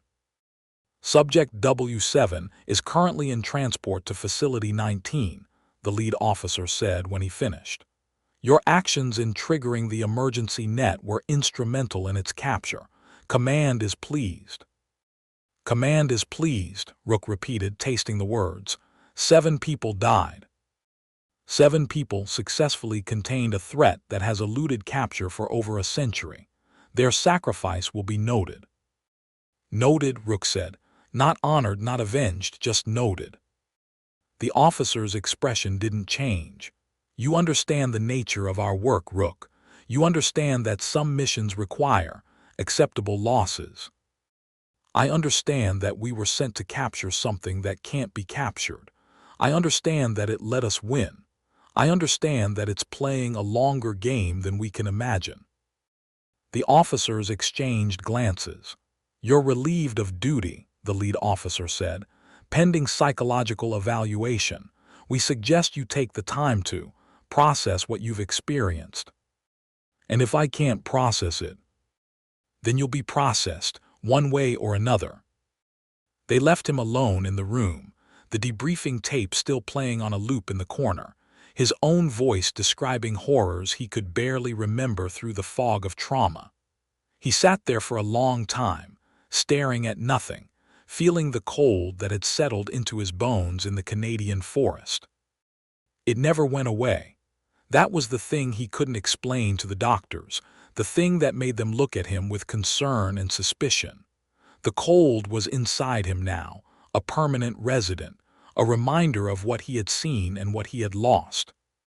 He was given a room in the facility, a cell really, with a bed and a desk and a window that looked out on nothing but concrete walls.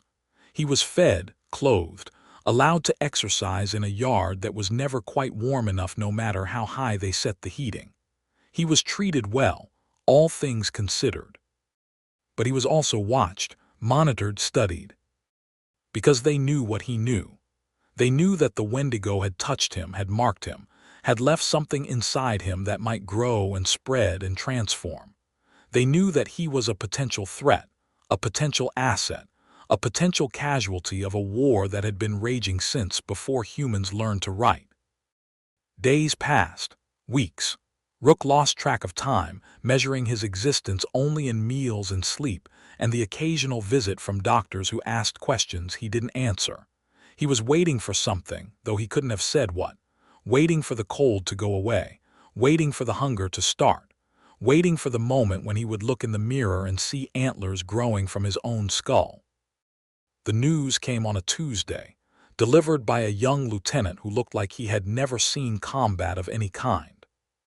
"Subject W7 has arrived at Facility 19, the lieutenant said. "Containment protocols are in effect. The director wants you to see it." "See it?" Rook asked, his first words in days. "Why?" "Because it asked for you." Chapter 6: The Facility. Facility 19 was buried deep beneath the Nevada desert, a complex of concrete and steel that had been built to house the things that the world wasn't ready to know about. Rook had been there once before, years ago, on a tour that had shown him only the upper levels, the sanitized spaces where paperwork was filed and budgets were approved.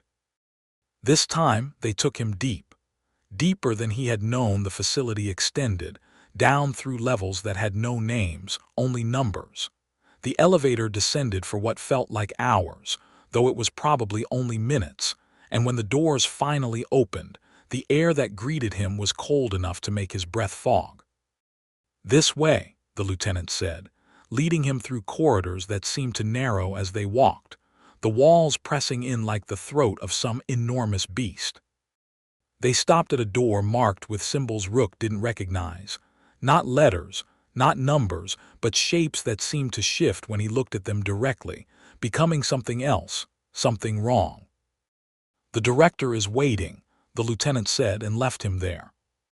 Rook pushed open the door and stepped into a room that shouldn't have existed. It was vast, larger than the facility above, larger than any underground space had a right to be. The ceiling was lost in shadow, the walls curving away into darkness, and in the center of the space, illuminated by harsh spotlights, was the cage.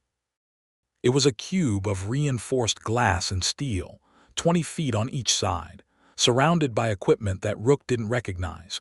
Tubes, wires, sensors, things that hummed and clicked and blinked with lights that hurt to look at. And inside the cage, sitting on the floor with its legs crossed like a meditating monk, was the Wendigo. It looked smaller than Rook remembered, though he knew that was impossible. The thing had consumed 7 people, should have grown enormous with the energy, but instead it seemed diminished. Its antlers were shorter, its limbs less elongated, its skin less tightly stretched. It looked almost human, sitting there in the cage, and that was somehow worse than its monstrous form. "Rook," it said, and its voice was its own now, not a mimicry, not a theft. "You came." "I was ordered to come." "Orders, yes, you follow orders, that's what you do, that's what you've always done." The Wendigo stood, moving with a fluid grace that belied its emaciated form. It approached the glass, pressing one hand against the barrier, and Rook saw that its fingers were wrong, too long, too thin, with joints that bent in directions that shouldn't have been possible. "Do you know why I let you capture me?" it asked. "You didn't let us do anything, we trapped you." "Did you?" The Wendigo smiled, and its mouth was full of teeth like broken glass. "Think, Rook, think about the chase, the trap, the net. Did any of it feel real?" Rook didn't answer. He was remembering the outpost, the forest, the way the Wendigo had moved among them with such ease, killing and consuming while they scrambled to defend themselves. He was remembering how it had stopped, how it had let itself be caught, how it had looked at him with something like recognition. "You're here because I wanted to be here," the Wendigo continued. "This facility, this cage, these scientists with their tests and their theories, they're exactly where I need to be. Do you know why?" "Because you're hungry," Rook said, his voice barely a whisper. "Always hungry, never full, but that's not the only reason." The Wendigo pressed its face against the glass, its hollow eyes meeting Rook's. "I'm here because of you, because of what you carry inside you, the seed I planted in the forest, the hunger I woke in your soul." "I don't know what you're talking about." "Don't you?" The Wendigo's breath fogged the glass, forming patterns that might have been words in a language Rook couldn't read.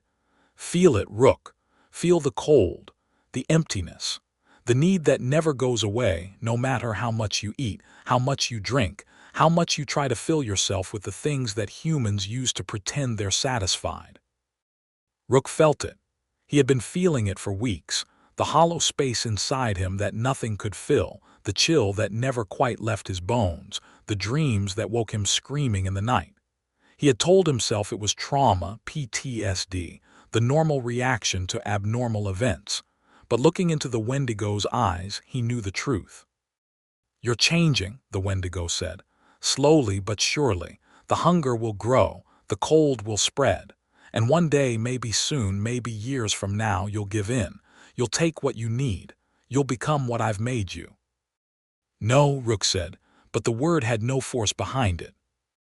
"Yes, and when you do, you'll come to me. You'll open this cage not because you want to, but because you have to, because the hunger will demand it. And then we'll be together, Rook, together and endless." The Wendigo stepped back from the glass, resuming its seated position, and closed its eyes. "You can go now. Tell your director that I'm cooperative. Tell them whatever they want to hear. But remember this, I wanted to be here. I'm exactly where I need to be. And so are you. Rook stood there for a long moment, his mind reeling, his body shaking with a cold that had nothing to do with the temperature. Then he turned and walked away, back through the corridors, back to the elevator, back to the world above where the sun still shone and people still pretended that monsters were just stories. But he knew. He knew that the Wendigo was right, that something had been planted inside him in that frozen forest, that he was carrying a seed of hunger that would grow and spread until it consumed everything he was. And he knew, with a certainty that settled into his bones like the cold itself, that he would be back, that they would all be back, that the Wendigo's plan was larger than any of them could understand, stretching across years and decades and centuries, a game played in moves so slow that humans could barely perceive them. The elevator doors closed, the facility fell away, and Rook was left alone with his hunger, his cold, and the knowledge that he was already lost. Epilogue: The Smile. 6 months later, Rook sat in a diner in a town that didn't appear on any map, eating a meal that he couldn't taste, surrounded by people who didn't know what he was becoming. He had left the facility, left the program, left everything behind. He was a ghost now, moving through the world without touching it, leaving no trace of his passage. He had tried to fight the hunger, tried to fill himself with food and drink and experience, but nothing worked. The emptiness only grew. The news came on the television above the counter, a breaking story about a containment breach at a classified facility in Nevada. Details were sketchy, the reporter said, but sources indicated that something had escaped, something dangerous, something that the government was scrambling to recapture. Rook didn't need to hear the details. He knew what had happened. The Wendigo had grown tired of waiting, or perhaps it had simply reached the next phase of its plan. Either way, it was free now, loose in the world, hunting and consuming and growing stronger with every meal. And it was coming for him. He could feel it, the connection that had been forged in the forest, the bond that grew stronger with every passing day. The Wendigo was calling him, singing to him in a voice that only he could hear, promising warmth and fullness and an end to the hunger that consumed him from within. He finished his meal. He didn't remember ordering it, didn't remember eating it, and stepped out into the night. The air was cold, winter coming early this year, and he pulled his coat tight around himself, though he knew it wouldn't help. In the parking lot, standing beneath a streetlight that flickered and buzzed, was a figure he recognized. Tall, thin, antlered, smiling with a mouth full of glass teeth. "Rook," the Wendigo said, and its voice was warm, welcoming, like coming home. "Are you ready?" Rook looked at his hands, at the fingers that seemed longer than they should be, at the skin that was pulling tight over bones that ached with a hunger that had no name. He thought of his team, of Doc and Hex and Tango and all the others who had died in the snow. He thought of the oath he had sworn, the duty he had failed, the humanity he was losing piece by piece. "Yes," he said, and the word felt like relief, like surrender, like finally coming to the end of a long and weary road. The Wendigo held out its hand, and Rook took it, feeling the cold spread through him like a blessing, feeling the hunger finally begin to ease as something else took its place. Together, they walked into the darkness, into the winter, into the endless hunger that would never be satisfied. And behind them in the diner, the television continued to play, the reporter's voice growing increasingly frantic as the scope of the containment breach became clear. "Not one escape," the reporter said. "Not one subject loose in the world." 7 Wendigos, grown strong on the flesh of the facility's staff, spreading out across the continent, hunting and consuming and multiplying.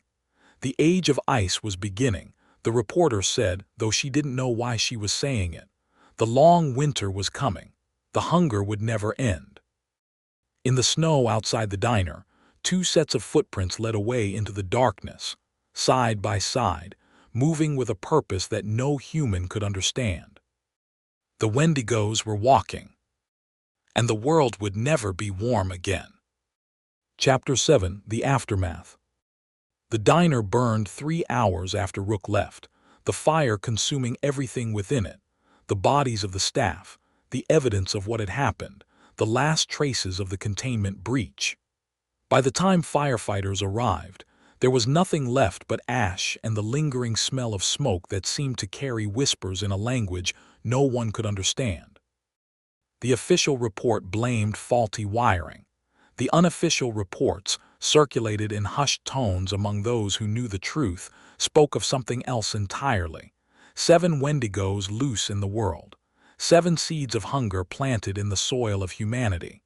The beginning of the end. Rook didn't know about the fire.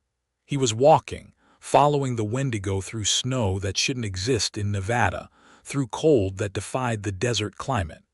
He was hungry, so hungry, but the Wendigo had promised him fullness, promised him warmth, promised him an end to the emptiness that had consumed him for months. They walked for days, or maybe weeks. Time had become fluid, unreliable, measured only in the growing hunger and the deepening cold. They passed through towns that didn't appear on maps, through forests that shouldn't exist in the desert, through landscapes that seemed to shift and change with every step.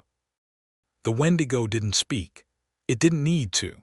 Its presence was enough, a constant reminder of what Rook was becoming, what he had always been meant to be. The hunger spoke for both of them, a language older than words, older than humanity, older than the world itself. They were joined by others. Rook saw them in the distance, tall figures with antlered silhouettes, moving through the trees with the same purpose, the same hunger. The 7 Wendigos converging, gathering, preparing for something that Rook couldn't understand but knew was coming. "What are we doing?" he asked, his voice rough from disuse. The Wendigo turned to him, its hollow eyes reflecting no light. "We are waking the others." "Others?" "There are more of us, sleeping, waiting, dreaming of hunger in the deep places of the world. We will wake them, we will feed them, we will make the world cold again." Rook didn't ask what that meant. He didn't need to. He could feel it, the change that was spreading through him, the transformation that was turning him from human to something else. His fingers had grown longer, his skin tighter, his teeth sharper. He could smell the life in everything around him. The trees, the animals, the distant towns full of people who didn't know what was coming. He was becoming, and he was hungry. They reached the first sleeping place on the 7th day. It was a cave, buried deep in a mountain that shouldn't have been there, its entrance hidden behind a curtain of ice that had remained frozen for millennia. The Wendigo approached the ice, placing its hands against the frozen barrier, and spoke in a language that Rook couldn't understand but somehow knew. The ice shattered, the cave opened, and from within something emerged. It was old, older than the Wendigo that had marked Rook, older than anything that should still exist in the world. Its antlers were massive, branching into geometries that hurt to look at, and its body was a desiccated husk that somehow still moved, still hungered, still lived. "Brother," the old one said, its voice like the grinding of glaciers, "you have returned." "I have returned," Rook's Wendigo said, "and I bring offerings." It gestured to Rook, and Rook understood. He was not a Wendigo yet, not fully. He was a vessel, a carrier, a seed that had been planted and was still growing. But he was also food if the hunger grew strong enough, if the need became great enough. "Not yet," the old one said, studying Rook with hollow eyes. "He is not ripe, but soon." They moved on, leaving the old one to feed on something in the cave. Rook didn't look, didn't want to know, and continuing their journey through the transformed landscape. More Wendigos joined them, emerging from forests and mountains and frozen lakes, converging on a destination that Rook couldn't see but could feel in his bones. The hunger was growing, the cold was spreading, and the world was changing. They reached the gathering place on the winter solstice, the longest night of the year, when the darkness was deepest and the cold was strongest. It was a valley, buried in snow that had fallen for 1,000 years, surrounded by mountains that seemed to lean inward like curious spectators. There were hundreds of them, Wendigos of all sizes, all ages, all stages of hunger. Some were ancient, their antlers branching into impossible geometries, their bodies little more than desiccated husks held together by will and appetite. Others were new, freshly transformed, still learning what it meant to be endless hunger. And in the center of the valley, standing on a pedestal of ice, was the oldest of them all. It was the first Wendigo, the original, the source of all the hunger that had ever existed. Its form was barely visible, lost in the swirling snow and the darkness, but Rook could feel its presence, a weight that pressed against his mind like a physical force. "Children," the first Wendigo said, and its voice was the voice of winter itself, the voice of the void, the voice of hunger that had no end. "The time has come. The long winter begins." The Wendigos raised their voices in a chorus that shook the mountains, a sound like avalanches and breaking glaciers and the screams of the dying. Rook joined them, his human voice lost in the harmony, his hunger merging with the endless appetite that surrounded him. "Feed," the first Wendigo commanded. "Grow, multiply, consume everything, and in the consuming become eternal." They scattered, the Wendigos, spreading across the world like a plague, like a frost, like the hunger that could never be satisfied. Rook went with them, his transformation complete, his humanity finally consumed by the need that had been growing inside him since the forest. He was hungry, he would always be hungry, and he would feed. Epilogue: The New World. 5 years later, the world was changed. The long winter had come, as the first Wendigo had promised. Temperatures had dropped across the globe, ice sheets advancing, snow falling in places that had never seen frost. Crops failed, economies collapsed, billions died, not from the cold but from the hunger that came with it. The Wendigos had multiplied, feeding and growing and transforming others, spreading their curse like a virus across the face of the earth. They were everywhere now, in every forest, every mountain, every frozen waste. They were the new apex predators, the inheritors of a world that had grown cold and dark and hungry. Humanity survived barely, huddled in cities that had become fortresses, burning everything they could find to keep the cold at bay. But they couldn't burn forever, and the Wendigos were patient. They could wait. They had waited for millennia, sleeping in the deep places, dreaming of hunger, and they could wait a little longer. Rook was among them, one of the strongest, one of the hungriest. He had fed well in the years since his transformation, consuming thousands, growing strong on the life he had taken. He was a leader now, commanding packs of Wendigos in their endless hunt, teaching the newly transformed what it meant to be endless hunger. He didn't remember his old life. He didn't remember SCRU or his team or the mission that had led him to the forest. He didn't remember being human. All he remembered was hunger and cold and the endless need to consume. Sometimes in the deep winter nights he dreamed of a woman's voice, calling his name, telling him to come home. He didn't know who she was, didn't know what she wanted, but the dreams left him restless, hungry in a way that even feeding couldn't satisfy. "You were someone else once," a young Wendigo said to him one night as they waited for the thaw that would bring new prey. "Before the transformation, you were human." "I have always been hunger," Rook said. "There was nothing before." "There was," the young one insisted. "I saw it in the old records. You were a soldier, a leader. You fought against us once." Rook turned to look at the young one, his hollow eyes reflecting no light. "Why would I fight against what I am?" "Because you didn't know, because you were afraid, because the hunger hadn't consumed you yet." Rook was silent for a long moment. The wind howled through the trees, carrying the scent of prey from the south, from the cities that still held out against the winter. He was hungry, always hungry, but for a moment, just a moment, he felt something else. Something like memory, something like loss. "It doesn't matter," he said finally. "What I was, what I am. The The hunger is all that matters. The hunger is all there is. He rose, unfolding to his full height, his antlers scraping against the branches overhead. Come, the night is young and we are hungry. They moved through the forest, the pack of Wendigos hunting the darkness, consuming everything in their path. They were the winter now, the cold, the endless hunger that would never be satisfied. And they were so very, very hungry. In the distance, a city burned, its flames casting shadows on the snow, its people screaming as the Wendigos descended.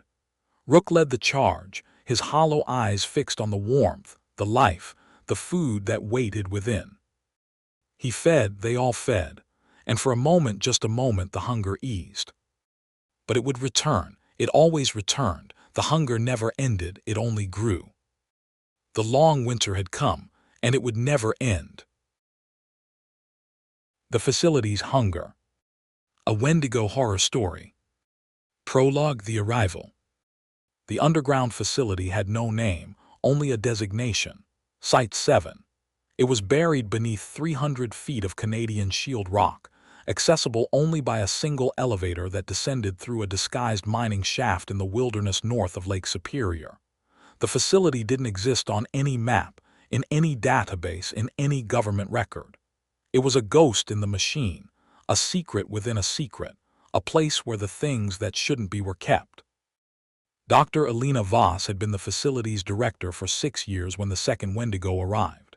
She was 53 years old, a career bureaucrat who had worked her way up from research assistant to site director through a combination of competence, discretion, and the kind of moral flexibility that the job required. She had overseen the containment of 17 anomalous entities, from minor cryptids to things that defied classification. She thought she had seen everything. She was wrong. The first Wendigo, designated Subject W1, had been in containment for 8 years. Captured in 2016 after a series of disappearances in the Yukon, it had been transported to Site 7 and placed in a specially designed enclosure that combined physical barriers with other measures. The containment protocols were complex, involving temperature regulation, sensory deprivation, and a carefully managed diet of animal protein that was supposed to keep the creature sedated without allowing it to grow. It had worked mostly. W1 was docile, cooperative even, spending most of its time in a corner of its enclosure, staring at walls that had been painted white to prevent sensory stimulation. It didn't speak, didn't move except when necessary, didn't display any of the aggression that the files described. It was, in Dr. Voss's professional opinion, a model prisoner.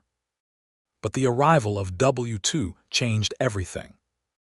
The transport helicopter touched down on the facility's surface pad at 3:00 a.m., its rotors kicking up snow that glowed white in the landing lights. Dr. Voss stood at the edge of the pad, bundled in a parka that did little to keep out the cold, watching as the ground crew secured the aircraft and began unloading the cargo. It came in a container that looked like a shipping crate but was actually a mobile containment unit, reinforced steel, lead lining, temperature controls, and a suite of sensors that monitored the occupants' vital signs. The crate was marked with symbols that made Dr. Voss's skin crawl, warnings in languages that predated human civilization. Subject W2, the transport leader said, handing her a tablet with the transfer documentation.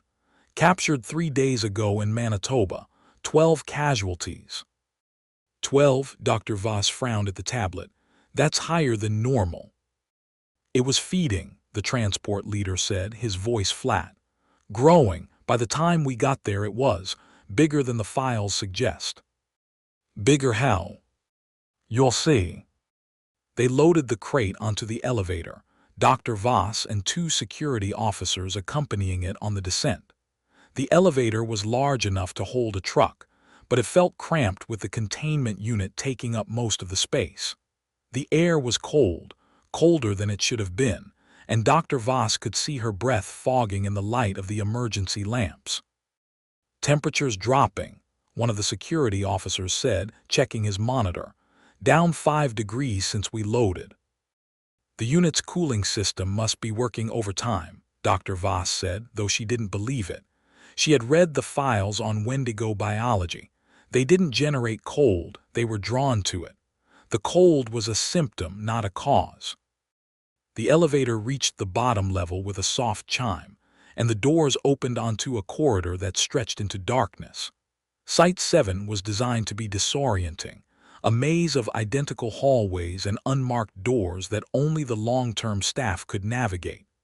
Dr. Voss led the way, the security officers wheeling the containment unit behind her, their footsteps echoing in the silence. The containment wing was at the far end of the facility, past laboratories and living quarters and storage rooms filled with things that had no names. Dr. Voss had walked this route thousands of times, but tonight it felt different. Longer.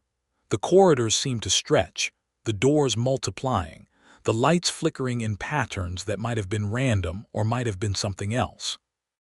"Director," one of the security officers said, "are we going the right way?" "Of course," Dr. Voss said, though she was no longer certain. She checked the tablet, confirmed the route, and pressed on. They reached the containment wing after what felt like hours, but was probably only minutes. The heavy doors opened with a hiss of pressurized air, revealing the observation room that overlooked the 2 containment cells. W1 cell was on the left, a 20-foot cube of reinforced glass and steel, currently dimmed to prevent sensory overload. W2 would be housed in the cell on the right, identical in design but currently empty. The plan was simple: transfer W2 to its cell, monitor for stability, and keep the 2 subjects separated until W2's new enclosure could be completed. But there had been delays. Budget overruns, supply chain issues, personnel shortages, the usual problems that plagued classified facilities. W2's permanent enclosure was still 2 weeks from completion, and the temporary cell would have to suffice until then. "Open the transfer port," Dr. Voss ordered, watching as the security officers moved to their stations. "Let's get this over with." The containment unit was positioned against the transfer port, a heavy steel door that connected to W2's cell.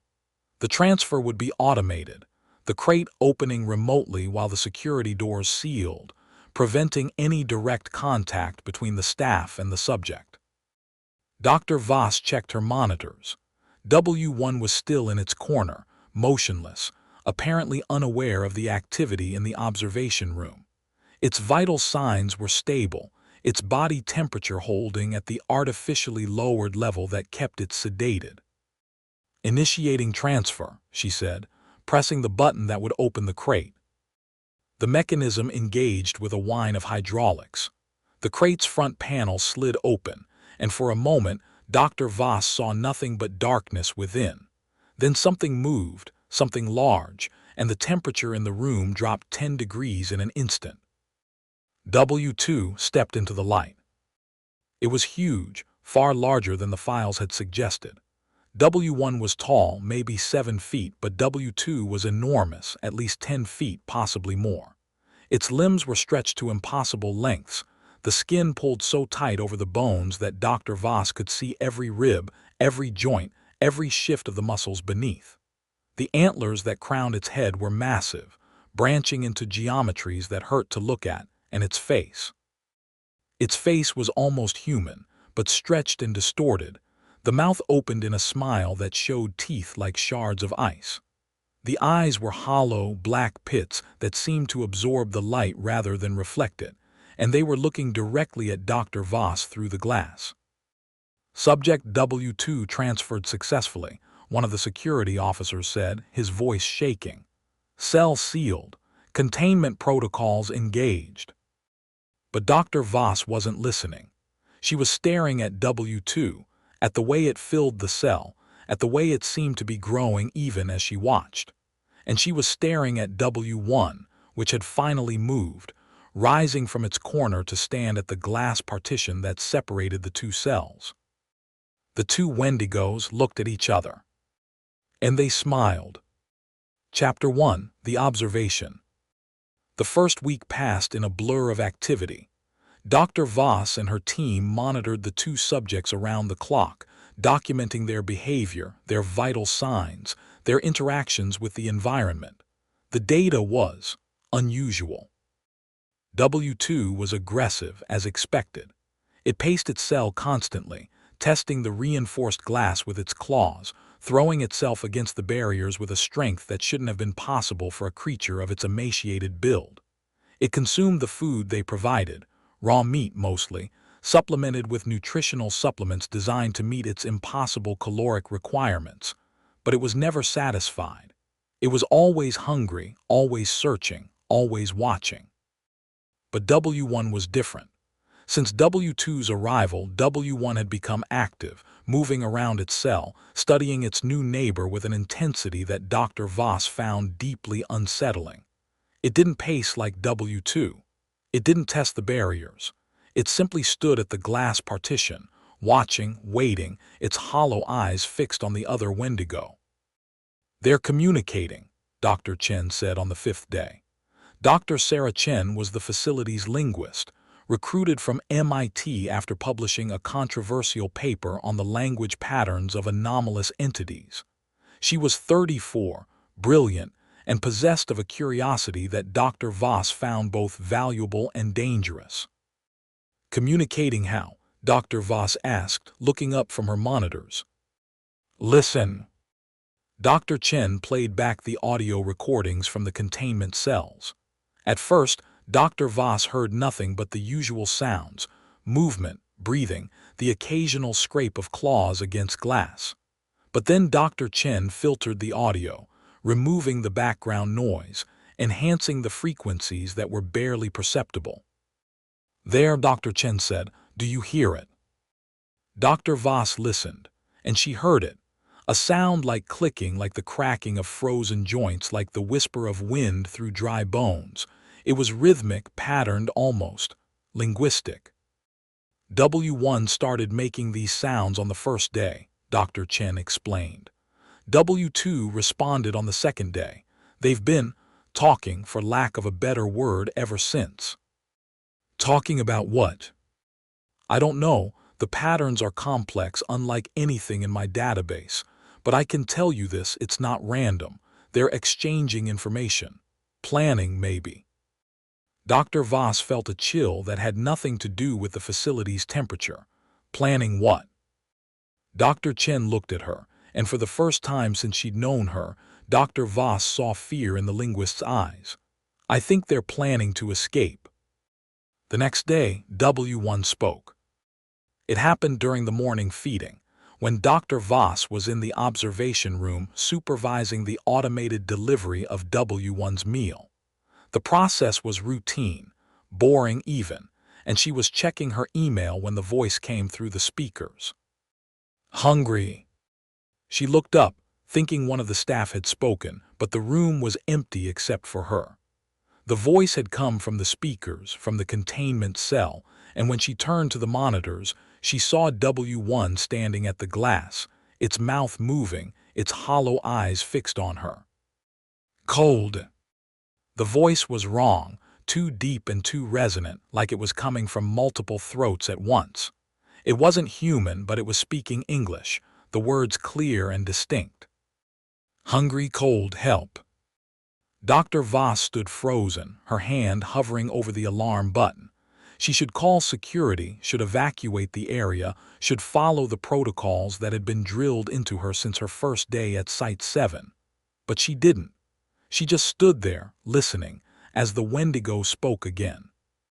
"We are the same, you and I, we both hunger. We both want. Help us and we will help you." "You can't help me," Dr. Voss said, surprising herself with the words. She hadn't meant to speak, hadn't meant to engage, but the Wendigo's voice pulled at something inside her, something she hadn't known was there. "Can I?" W1 smiled, and its mouth was full of teeth like broken glass. "I know what you want, Elena Voss. I know what you hunger for: power, recognition, the thing that lives in the dark and promises to make you special. I can give you that. We can give you that." You're trying to manipulate me. Yes, the Wendigo's smile widened. Is it working? Dr. Voss didn't answer. She pressed the alarm button, summoning security, and left the observation room without looking back. But she could feel the Wendigo's eyes on her, feel its hunger reaching out like a physical touch, and she knew that she would be back. Chapter 2: The Crack. It started with the glass. On the seventh day, one of the security officers noticed a hairline fracture in the partition between W1 and W2 cells. It was small, barely visible, running in a jagged line from floor to ceiling. The officer reported it to Dr. Voss, who ordered an immediate inspection. The engineers found nothing wrong with the structural integrity. The glass was rated to withstand impacts that would destroy a tank, and the crack was superficial, they said, probably caused by thermal stress from the facility's temperature fluctuations. They recommended monitoring but no immediate action. Dr. Voss agreed, though she wasn't convinced. She had seen the way W2 threw itself against the barriers, the impossible strength in those emaciated limbs. If the Wendigo wanted to break the glass, she wasn't sure anything could stop it. The next morning, the crack had grown. It was wider now, spreading in branches that looked almost like frost patterns, like ice forming on a window. The engineers were called back, and this time they were worried. The crack shouldn't have spread, they said. The glass shouldn't be behaving this way. Replace it, Dr. Voss ordered, immediately. But replacement glass wasn't available on site. It would have to be ordered, manufactured, transported through the facility's secure supply chain. 2 weeks minimum, the engineers said. Maybe 3. We don't have 2 weeks, Dr. Voss said. Find another solution. They tried. They installed reinforcing bars, applied sealants, increased the air pressure in the gap between the cells to counteract any breach. But the crack continued to grow, millimeter by millimeter, day by day, spreading like a disease through the supposedly indestructible barrier. And the Wendigos watched. W1 had stopped speaking after that first day, returning to its silent observation. But W2 had become more active, more aggressive, throwing itself against the glass with renewed frenzy, its hollow eyes fixed on the crack as if it could will it to grow faster. It's doing something to the glass, Dr. Chen said on the 10th day. She had been analyzing the crack patterns, comparing them to known materials science data, and she had found something disturbing. The molecular structure is changing. The glass is crystallizing. Crystallizing. Turning into something else, something more like ice. And ice is weaker than glass, much weaker. Dr. Voss looked at the monitors, at the 2 Wendigos standing on either side of the cracking partition, and she understood. They were working together. W1 was doing something to the glass, changing it at the molecular level, while W2 provided the physical stress that would eventually break through. How long, she asked. Until what? Until they get through. Dr. Chen was silent for a long moment. 3 days, maybe 4. Dr. Voss made her decision. Evacuate the non-essential personnel. I want a security team on standby around the clock. And get me the new enclosure specs. We're moving W2 tonight. Chapter 3: The Coffee Break. The plan was simple. Sedate W2 with a massive dose of tranquilizers, transport it to the newly completed enclosure on the facility's lower level, and seal it in before it could wake. The new enclosure was smaller but more secure, designed with lessons learned from W1's containment. Dr. Voss supervised the preparation personally, checking and double-checking every detail. The sedatives were loaded into the automated delivery system. The transport container was positioned. The security teams were briefed and in position. By 2:00 a.m., everything was ready. Initiate sedation, she ordered, watching from the observation room as the gas flooded W2's cell. The Wendigo didn't struggle. It stood in the center of the cell, breathing the gas, its hollow eyes fixed on the camera as if it could see Dr. Voss through the lens. For a moment, nothing happened. Then its knees buckled and it collapsed to the floor, motionless. Sedation confirmed, the medical officer reported. Vital signs stable, subject unconscious. Begin transfer, Dr. Voss said. The process was automated, designed to minimize human exposure. Mechanical arms extended from the walls of W2's cell, lifting the unconscious Wendigo and placing it in the transport container. The container sealed, the cell doors locked, and the container began its journey through the facility's transport tubes to the lower level. Dr. Voss watched it go, feeling a tension she hadn't realized she was carrying begin to ease. It was working. They were containing the threat, maintaining control, doing their jobs. Coffee? Dr. Chen asked, appearing at her side with 2 cups. Dr. Voss accepted gratefully, taking a sip of the bitter liquid. It was 2:30 a.m. and she had been awake for 20 hours. The caffeine was welcome. I think we've got this under control, she said, watching the monitors that tracked the container's progress through the facility. I hope so, Dr. Chen said, but there's something I need to tell you, something I found in the audio recordings. What? They're not just communicating with each other, they're communicating with something else, something outside. Dr. Voss turned to look at her. Outside the facility. I think so, the patterns. They're directional, aimed at the surface. I think they're calling to something or someone. The alarm cut through the conversation, a shrill scream of electronic sound that filled the observation room. Dr. Voss dropped her coffee, the cup shattering on the floor, and spun to the monitors. W2's cell was empty. The container had reached the lower level, but when the doors opened, there was nothing inside. No Wendigo, no sign of struggle, just an empty space where a 10-foot monster should have been. Where is it? Dr. Voss screamed. Where did it go? The answer came from the security feeds. W2 hadn't been in the container. The mechanical arms had lifted something, but it wasn't the Wendigo. It was a construct of ice and shadow, a decoy that had fooled the sensors while the real W2 was in the ventilation system. Dr. Voss saw it on the thermal feeds, a cold spot moving through the ducts with impossible speed, heading toward the surface. It had never been sedated. The gas had done nothing. It had played them, let them think they were in control while it found another way out. Lock down the facility, Dr. Voss ordered. All levels, all sectors, nothing gets in or out. But even as she spoke, she knew it was too late. The Wendigo was loose, and it was hungry. Chapter 4: The Hunt. The facility descended into chaos. Alarms blared from every speaker, red lights flashing in the corridors, the automated lockdown sealing doors and cutting off escape routes. Dr. Voss moved through it all with a calm she didn't feel, coordinating the security teams, tracking the Wendigo's progress through the facility's systems. It was fast, faster than anything that size should be. It moved through the ventilation ducts like water, flowing around corners and through gaps that were barely large enough for a cat. The thermal feeds showed it as a cold spot, a patch of winter moving through the facility's climate-controlled environment, leaving frost in its wake.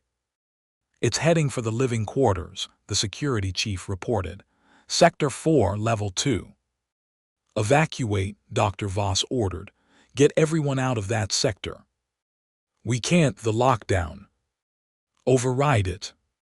But the override didn't work. The lockdown was designed to be unbreakable, a failsafe that prevented any breach from spreading. And now it was trapping the facility's personnel with a creature that wanted to eat them. Dr. Voss watched on the monitors as the cold spot reached Sector 4, as the temperature in the living quarters dropped 20 degrees in seconds, as the security teams converged on the location with weapons that she knew wouldn't be enough. Dr. Voss, Dr. Chen said, her voice shaking. W1, look at W1. Dr. Voss turned to the monitors showing W1 cell. The Wendigo was standing at the glass partition, its hands pressed against the crack that had grown almost to the ceiling, and it was smiling. It knew, Dr. Voss whispered. It knew W2 would escape. It was waiting for this. Waiting for what? For the lockdown, for us to be trapped, for. She didn't finish the sentence. She didn't need to. They both understood. The Wendigos had planned this. W2's escape, the lockdown, everything. They were working together, had been working together since W2's arrival, and now they had the facility exactly where they wanted it. The screams started then, coming through the speakers from Sector 4, and Dr. Voss knew that people were dying. She could see it on the monitors, the security teams falling back, the cold spot moving among them, the frost spreading like a disease. "We need to get to the surface," she said, "now." "The elevator is locked down," Dr. Chen said. "We can't." "There's a service ladder. Emergency protocol this way." Dr. Voss led the way, moving through corridors that had become alien in the red emergency lighting, past doors that were sealed against them, toward the maintenance shaft that was their only hope of escape. They were halfway there when they found the bodies. Reyes and Keene, two of the facility's security officers, had been assigned to retrieve essential gear from the supply room, thermal scanners, tranquilizer rifles, equipment that might help them contain the escaped Wendigo. They had never returned. Dr. Voss found them in the corridor outside the supply room, or what was left of them. The scene was indescribable. The blood had frozen on the walls, forming patterns that might have been words in a language that predated humanity. The bodies. She turned away, vomiting, her body rejecting what her eyes had seen. Dr. Chen was making a sound that might have been a scream or might have been a prayer, her hands pressed over her mouth, her eyes wide with horror. "Don't look," Dr. Voss gasped, wiping her mouth. "Don't look, just move." But Dr. Chen wasn't looking at the bodies. She was looking at the security camera mounted on the wall, its red light blinking in the darkness. And she was looking at the monitor in the corner of the corridor, which showed a feed from that same camera. On the screen, they could see themselves standing in the corridor, see the bodies behind them, see the thing that was watching from the shadows. It was W2. It had been there the whole time, waiting for them to arrive, enjoying their horror. And now it stepped into the light, its emaciated form filling the corridor, its antlers scraping against the ceiling, its hollow eyes fixed on the camera. On Dr. Voss. It smiled, and then it spoke, its voice coming through the speakers in the corridor, surrounding them, consuming them. "Hello, Alina, I've been waiting for you." Dr. Voss ran. She grabbed Dr. Chen's arm and pulled her away from the horror, away from the Wendigo, running blindly through corridors that had become a maze of terror. Behind them, she could hear it moving, not running but gliding, taking its time, enjoying the chase. They reached the maintenance shaft and scrambled up the ladder, climbing rung by rung toward the surface, toward safety, toward the world above where the sun still shone and monsters were just stories. Dr. Chen climbed ahead of her, moving with a desperation that spoke of pure terror, and Dr. Voss followed, her hands numb on the cold metal, her mind racing through options that didn't exist. They were almost to the top when the ladder shook. Dr. Voss looked down and saw W2 climbing below them, its elongated limbs moving with impossible grace, its smile visible even in the darkness. "Climb," she screamed at Dr. Chen. "Climb." They burst through the hatch at the top of the shaft, emerging into the facility's surface level, the snow and cold of the Canadian wilderness greeting them like an old friend. The elevator was there, the doors sealed by the lockdown, but there was another way out, the emergency exit, the tunnel that led to the surface pad, to the helicopter, to escape. They ran toward it, their feet slipping on the frost-covered floor, their breath fogging in the air. Behind them, the hatch to the maintenance shaft opened with a screech of metal, and W2 emerged, unfolding itself to its full height, filling the corridor with its presence. "Elena," it called, its voice like wind through frozen trees. "Don't run. We can be together. We can be warm." "Go to hell," Dr. Voss screamed, pushing Dr. Chen toward the emergency exit. "Hell is cold," the Wendigo said. "Hell is empty. I offer something more."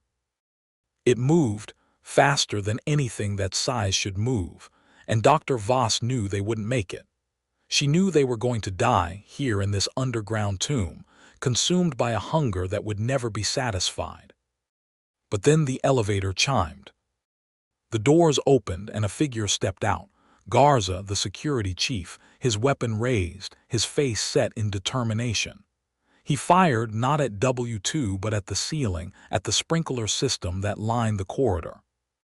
Water flooded down, drenching everything, and where it touched W2, it froze instantly, coating the Wendigo in a layer of ice that stopped it in its tracks. "Go," Garza screamed. "Get to the surface, I'll hold it." Dr. Voss didn't argue. She grabbed Dr. Chen and ran, following the emergency exit signs, leaving Garza behind to face the Wendigo alone. She heard the sounds of struggle, the gunfire, the screaming, but she didn't look back. She couldn't look back. They reached the surface pad to find the helicopter gone, the pilot having evacuated at the first sign of trouble. They were trapped, stranded in the wilderness with a facility full of death beneath their feet and a creature that wanted to consume them. But they were alive. For now they were alive. Dr. Voss collapsed in the snow, her body shaking with cold and shock and the aftermath of terror. Dr. Chen sat beside her, staring at the facility's entrance, waiting for the Wendigo to emerge. It didn't. The lockdown held somehow, trapping W2 inside with the frozen water and the dying security chief. But Dr. Voss knew it wouldn't hold forever. Nothing held forever. Not against the hunger, not against the cold. "What do we do?" Dr. Chen asked, her voice barely a whisper. Dr. Voss didn't answer. She was looking at the facility, at the place where she had spent 6 years of her life, where she had thought she was in control, where she had been so terribly, completely wrong. "We wait," she said finally. "We wait for rescue, and we hope that when they come, there's still something left to save." Chapter 5: The Lockdown. They waited for 3 days. The cold was relentless, dropping to temperatures that threatened hypothermia despite their winter gear. They built a shelter from the helicopter pad's maintenance shed, huddling together for warmth, taking turns watching the facility entrance for any sign of movement. The radio was dead, the facility's communications cut by the lockdown. They had no way to call for help, no way to know if anyone even knew they were in trouble. They were alone, 2 women in the wilderness, waiting for a rescue that might never come. On the second day, Dr. Chen started talking about W1. "It's still down there," she said, staring at the facility entrance. "In its cell, waiting." "W1 is contained," Dr. Voss said, though she wasn't sure. "The lockdown sealed everything." "W1 wanted the lockdown, don't you see? It wanted us trapped. It wanted W2 loose. It wanted." "Wanted what?" Dr. Chen turned to her and her eyes were different, hollow, empty in a way that reminded Dr. Voss of the Wendigo's gaze. "It wanted us to know, to understand. We're not the hunters, Elena. We're the prey. We've always been the prey." Dr. Voss didn't respond. She was remembering W1's voice, the way it had spoken to her, the things it had said about hunger and wanting. She was remembering the way it had looked at her, as if it could see inside her, as if it knew her better than she knew herself. On the 3rd day, the lockdown ended. It happened without warning, the facility's systems rebooting, the emergency lights fading, the normal illumination returning. Dr. Voss watched from the shelter as the facility entrance opened, the heavy doors sliding back to reveal the darkness within. She knew she should run. She knew she should take Dr. Chen and flee into the wilderness, try to survive until they could find help. But she didn't. She walked toward the entrance, drawn by something she couldn't name, something that pulled at her like a hook in her heart. "Elena, don't," Dr. Chen called after her. "Please." But Dr. Voss didn't stop. She entered the facility, moving through corridors that were strangely silent, past the bodies that had been arranged in patterns she didn't understand, toward the containment wing where W1 waited. The observation room was exactly as she had left it, the monitors showing the two cells. W2's cell was empty, the door open, the creature gone. But W1 was still there, standing at the glass partition, its hollow eyes fixed on her. "You came back," it said, its voice surrounding her, filling the room. "I knew you would." "What did you do?" Dr. Voss asked, her voice shaking. "Where is W2? "Gone free, as it should be, as we all should be." "And the others, the people who died?" "Fed," the Wendigo smiled. "The hunger must be satisfied. You understand that, don't you, Elena? You understand hunger." "I don't." "You do."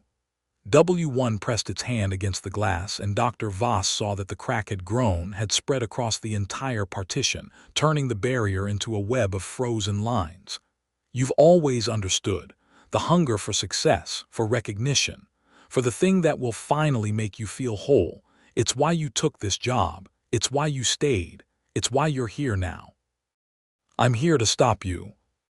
"No," the Wendigo's smile widened. "You're here because you want to know, you want to understand what we are, what you could become." The glass shattered. It didn't break, it shattered, exploding outward in a spray of crystalline fragments that caught the light and threw it back in rainbow shards. Dr. Voss threw up her arms to protect her face, feeling the sting of 1,000 tiny cuts, and when she lowered them, W1 was standing before her, free, its emaciated form towering over her, its antlers scraping the ceiling. "Thank you," it said, and its breath was cold enough to freeze the air between them. "Thank you for the meal. Thank you for the freedom. Thank you for being exactly what we needed." "I didn't." "You did. You woke W2. You brought it here. You gave us what we wanted." The Wendigo reached out, its claws brushing Dr. Voss's cheek with a gentleness that was somehow worse than violence. "And now I give you something in return, a gift, a seed." Dr. Voss felt it then. The cold spreading through her, not from the outside but from within, a chill that started in her chest and radiated outward, freezing her blood, her bones, her thoughts. She felt the hunger too, sudden and overwhelming, a need that had no name and no end. What did you do to me?" "I showed you the truth." W1 stepped back, moving toward the door, toward freedom. "The hunger never ends, Elena. It only grows, and one day you'll give in. You'll take what you need. You'll become what you were always meant to be." "No." "Yes." The Wendigo paused at the door, looking back at her with something that might have been pity. "We'll meet again, in the winter, in the dark, when the hunger finally wins." Then it was gone, moving through the facility with a speed that defied physics, leaving Dr. Voss alone in the observation room, surrounded by shattered glass and the bodies of her colleagues, carrying a seed of cold that would never leave her. Epilogue: The Rescue. They found her 3 days later, huddled in the observation room, surrounded by the dead. She was alive, barely, hypothermic and malnourished, her mind broken by what she had experienced. She was taken to a hospital, treated, questioned, debriefed.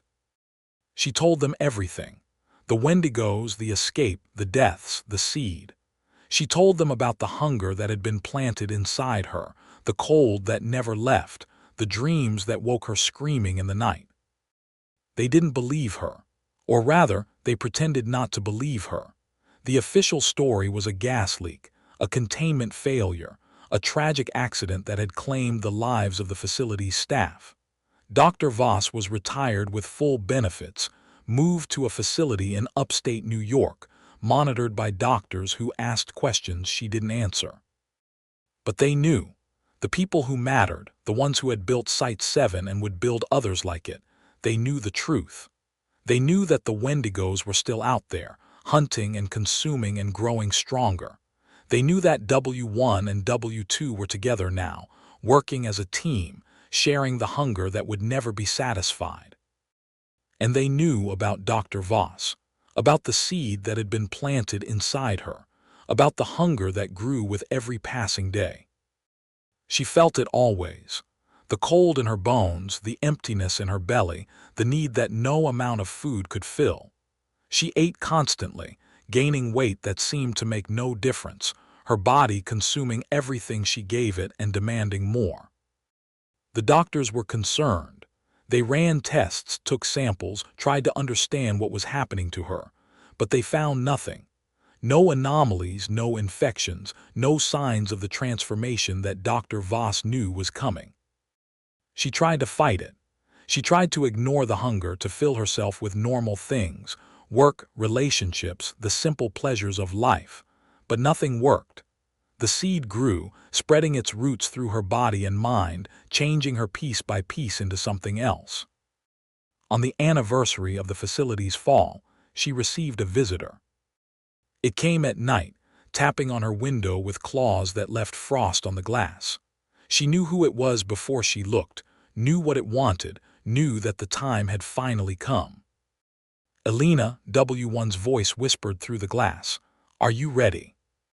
She looked at her hands, at the fingers that had grown longer, the skin that had grown tighter, the hunger that had finally consumed everything she had been. "Yes," she said, and opened the window. The cold rushed in, and with it, the Wendigo, folding itself through the gap with impossible grace, filling her room with its presence. It looked different than she remembered, larger, stronger, its antlers branching into geometries that hurt to look at. W2 was with it, she realized, their forms merging and separating in ways that defied understanding.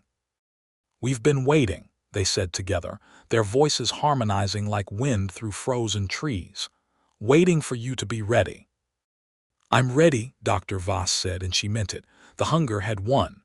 The cold had won.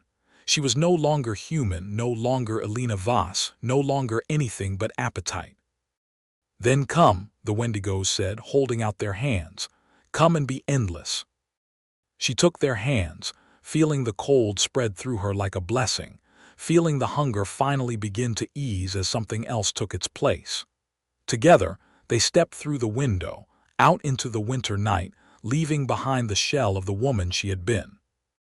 The rescue teams found her room empty the next morning, the window open, frost covering every surface. Scratched into the desk, in handwriting that was almost but not quite human, were the words.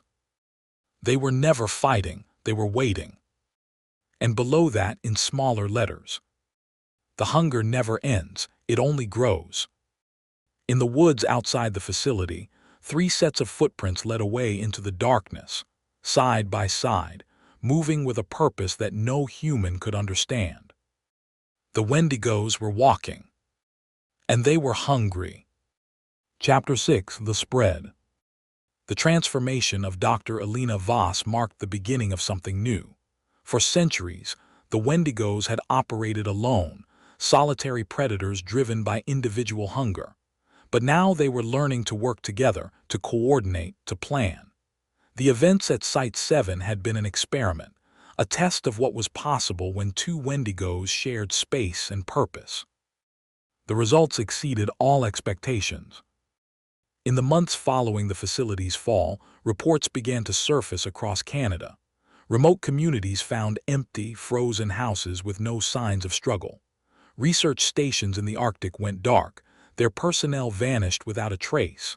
Logging camps, mining operations, even military outposts, all fell silent, their inhabitants consumed by a hunger that came in the night. The pattern was clear to those who knew how to look. The Wendigos were multiplying, transforming victims into new members of their kind, building an army of hunger that spread across the frozen north like a plague. Dr. Voss, now W3, though she had forgotten her human name, was at the forefront of this expansion. She remembered enough of her former life to understand human defenses, to know where the weak points were, to exploit the vulnerabilities that only someone who had been human could see. She led raids on supply convoys, feeding on the drivers and transforming the strongest into new Wendigos. She attacked remote communities, leaving just enough survivors to spread the stories, to plant the seeds of fear that would make the next hunt easier. She was efficient, ruthless, endlessly hungry. And she was not alone. W1 and W2 moved with her, the three Wendigos forming a pack that had never existed before in the long history of their kind. They communicated in the clicking language that Dr. Chen had first identified, sharing information about prey locations, about human defenses, about the best places to hunt. They were evolving, becoming something more than the solitary monsters of legend. They were becoming a civilization of hunger, a society built on consumption and transformation. The humans noticed eventually. The disappearances became too numerous to ignore, the patterns too clear to dismiss as coincidence. Special units were formed, task forces dedicated to tracking and containing the Wendigo threat. They had some success, a few Wendigos captured, a few nests destroyed, but it was never enough. For every Wendigo they killed, 2 more were created. For every nest they burned, 3 more appeared in the ashes. The hunger was spreading, and there was nothing humanity could do to stop it. Chapter 7: The Reckoning. 5 years after the fall of Site 7, the world had changed. The northern regions of Canada, Alaska, and Siberia had become no-go zones, vast frozen wastelands where the Wendigos ruled supreme. The human populations had either fled south or been consumed, their cities and towns now empty monuments to a civilization that had once thought itself supreme. The cold was spreading. Climate scientists couldn't explain it. The data made no sense. The models failed to predict the rapid cooling that was transforming the planet. But those who knew the truth understood. The Wendigos were changing the world, making it colder, making it more hospitable to their kind. The hunger was becoming the dominant force on Earth. Dr. Voss stood on a ridge overlooking what had once been Yellowknife, now a frozen ruin inhabited only by the dead and the hungry. Beside her, W1 and W2 waited patiently, their hollow eyes scanning the landscape for prey. "More come," W1 said, its voice like wind through frozen bones. "From the south, seeking to stop us." "Let them come," Dr. Voss said. "We will feed." She didn't remember being human anymore. The transformation was complete, the last vestiges of Elena Voss consumed by the hunger that had been planted in her at Site 7. She was Wendigo now, fully and completely, and she had never been more satisfied. The hunting party appeared on the horizon, a column of vehicles moving through the snow with desperate speed. Military, probably, or perhaps one of the private militias that had formed to fight the Wendigo threat. It didn't matter. They were food, and they were coming to her. "Shall we?" she asked her companions. They moved as one, descending from the ridge with a speed that defied physics, converging on the column before the humans knew what was happening. The screams started almost immediately, the sounds of gunfire, the desperate cries of people who had thought they were hunters but had become prey. Dr. Voss fed well that day. They all did. Chapter 8: The Prophecy. In the deep places of the world where the oldest Wendigos slept, dreams were changing. The first Wendigo, the original, the source of all hunger, was waking from its long slumber. It had slept for millennia, buried beneath ice that had formed when the world was young, dreaming of the day when its children would be numerous enough to wake it. That day had come. The Wendigos had multiplied beyond counting, their hunger spreading across the globe, their cold transforming the climate itself. The first Wendigo rose, and the world shook. It was enormous, larger than any Wendigo that had come after, its form so vast that it blotted out the sun, its antlers branching into geometries that encompassed the sky. It was hunger incarnate, the endless appetite that could never be satisfied, the void that consumed all things. Children, it said, and its voice was the winter itself, the cold between stars, the silence at the end of all things. You have done well. The Wendigos gathered, thousands of them, millions, converging on the place where the first had risen. They came from every forest, every mountain, every frozen waste, drawn by a call that resonated in the hunger they all shared. The time has come, the first Wendigo said. The long winter begins, the age of ice and hunger. We will consume everything and in the consuming become eternal. The Wendigos raised their voices in a chorus that shook the world, a sound like avalanches and breaking glaciers and the death of stars. They were ready. They had always been ready. The final feast was about to begin. Final epilogue, the end of warmth. 10 years after the fall of Site 7, the world was ice. The Wendigos had won. Humanity had been reduced to scattered enclaves, huddled around fires that burned lower every day, waiting for the end that was inevitable. The cold had spread to every corner of the globe, the ice sheets advancing, the snow falling in places that had never known winter. The hunger was everywhere, in the frozen cities, in the abandoned towns, in the deep forests where the Wendigos hunted. There was no escape from it, no defense against it, no hope of survival. Dr. Voss, W3, stood at the edge of the ice, looking out at a world that had become everything she had ever wanted. The hunger was satisfied for now. The cold was eternal. The feast was endless. Beside her, W1 and W2 waited, patient as the ice itself. They had achieved what no Wendigos had achieved before. They had transformed the world, made it into a place where hunger could reign supreme. More, W1 asked, its hollow eyes scanning the horizon. Always more, Dr. Voss said.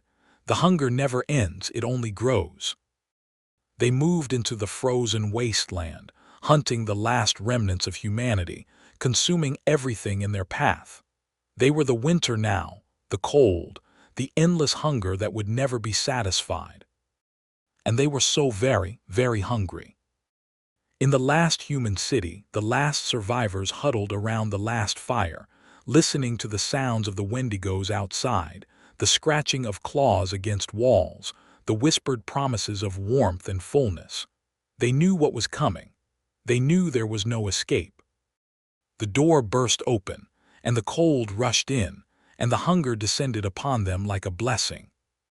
The world went dark, and the Wendigos fed. Appendix: the Site 7 files. Recovered documents from the ruins of Site 7. File 1, Final Log Entry Dr. Elena Voss. I don't know if anyone will ever read this. I don't know if anyone is left to read it. But I need to record what happened, need to leave some record of the truth before I become something else entirely. The Wendigos are not monsters. Not really. They're something older, something that existed before humanity, before life itself. Their hunger given form, the physical manifestation of a universal constant, the need to consume, to grow, to become more. We thought we could contain them, study them, control them. We were fools. They allowed themselves to be captured. W1 has been playing us for years, waiting for the right moment, the right conditions, the right companion. When W2 arrived, everything changed. They began communicating, coordinating, planning. The crack in the glass wasn't an accident. It was deliberate, a test of our containment systems, a way to measure our response. They wanted to escape, but more than that, they wanted to transform. They wanted to create more of their kind, to spread the hunger beyond the facility, beyond the wilderness, into the world itself. I am their latest creation. The seed they planted in me has grown, consuming my humanity piece by piece. I can feel it happening, feel the hunger replacing every other desire, every other need. Soon I will be one of them. Soon I will hunt. If you're reading this, if anyone is left to read this, know this. The Wendigos cannot be stopped. They cannot be contained. They are part of the fabric of reality itself, the cold spaces between atoms, the hunger that drives all things. The only way to survive is to become like them, to embrace the hunger, to let it consume you and remake you into something that can never be full, never be warm, never be satisfied. I am hungry, so hungry. And I am no longer afraid. File 2, Security Footage Transcript, The Coffee Break Incident. Camera 7, W2 Containment Cell. 000000 W2 Pacing. Movement patterns indicate agitation. 000345 W2 stops, turns toward camera, smiling. 000347 W2 speaks. The door is weak, the glass is weaker, the hunger is strongest. 000412 W2 resumes pacing. Pattern changed, circling the cell in a spiral, moving closer to the glass partition with each circuit. 000733 W1 visible in adjacent cell, standing at partition, watching. 000735 W1 speaks. Soon, the lockdown will come, the feast will begin.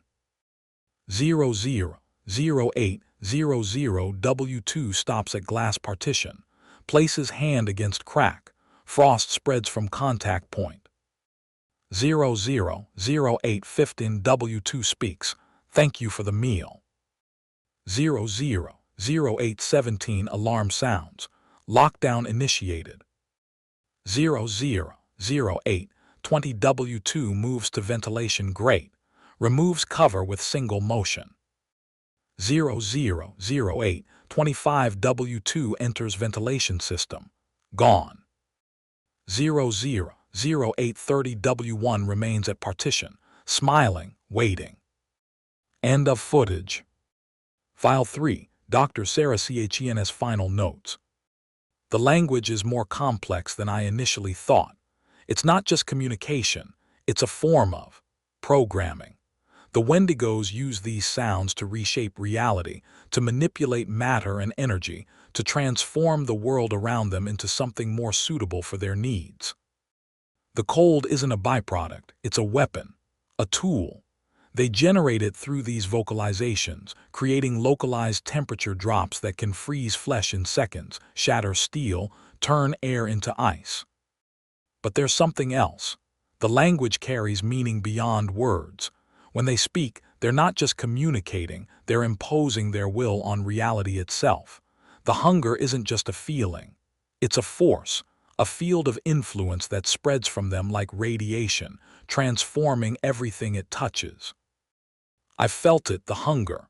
It's growing in me even though I haven't been bit and haven't been marked. Just being near them is enough, just hearing their voices. I need to get out, before it's too late, before I become one of them. Final entry. Too late. File 4, Recovery Team Report. Site 7 was found abandoned on March 15, 2024. All personnel either deceased or missing. Cause of death, unknown. Evidence suggests redacted involvement. 2 Wendigo entities, designated W1 and W2, escaped containment. Current whereabouts, unknown. Threat level, extreme. 1 former personnel member, Dr. Alina Voss, transformed into Wendigo entity designated W3. Currently at large. Considered extremely dangerous. Recommendation: immediate implementation of Protocol Winter. All northern facilities to be evacuated. Containment perimeter to be established at 49th parallel. No personnel to travel north of designated line under any circumstances. The Wendigos are spreading. The hunger is growing. We cannot stop it. We can only delay it. May God have mercy on us all. File 5, Final Transmission, unknown source. Static. They're not monsters. Static. They're the future. Static. The hunger is evolution. Static. Join us. Static. Become endless. Transmission ends. End of Site 7 FILES. Thank you for listening to tonight's stories. If you enjoyed them, please leave a like and subscribe.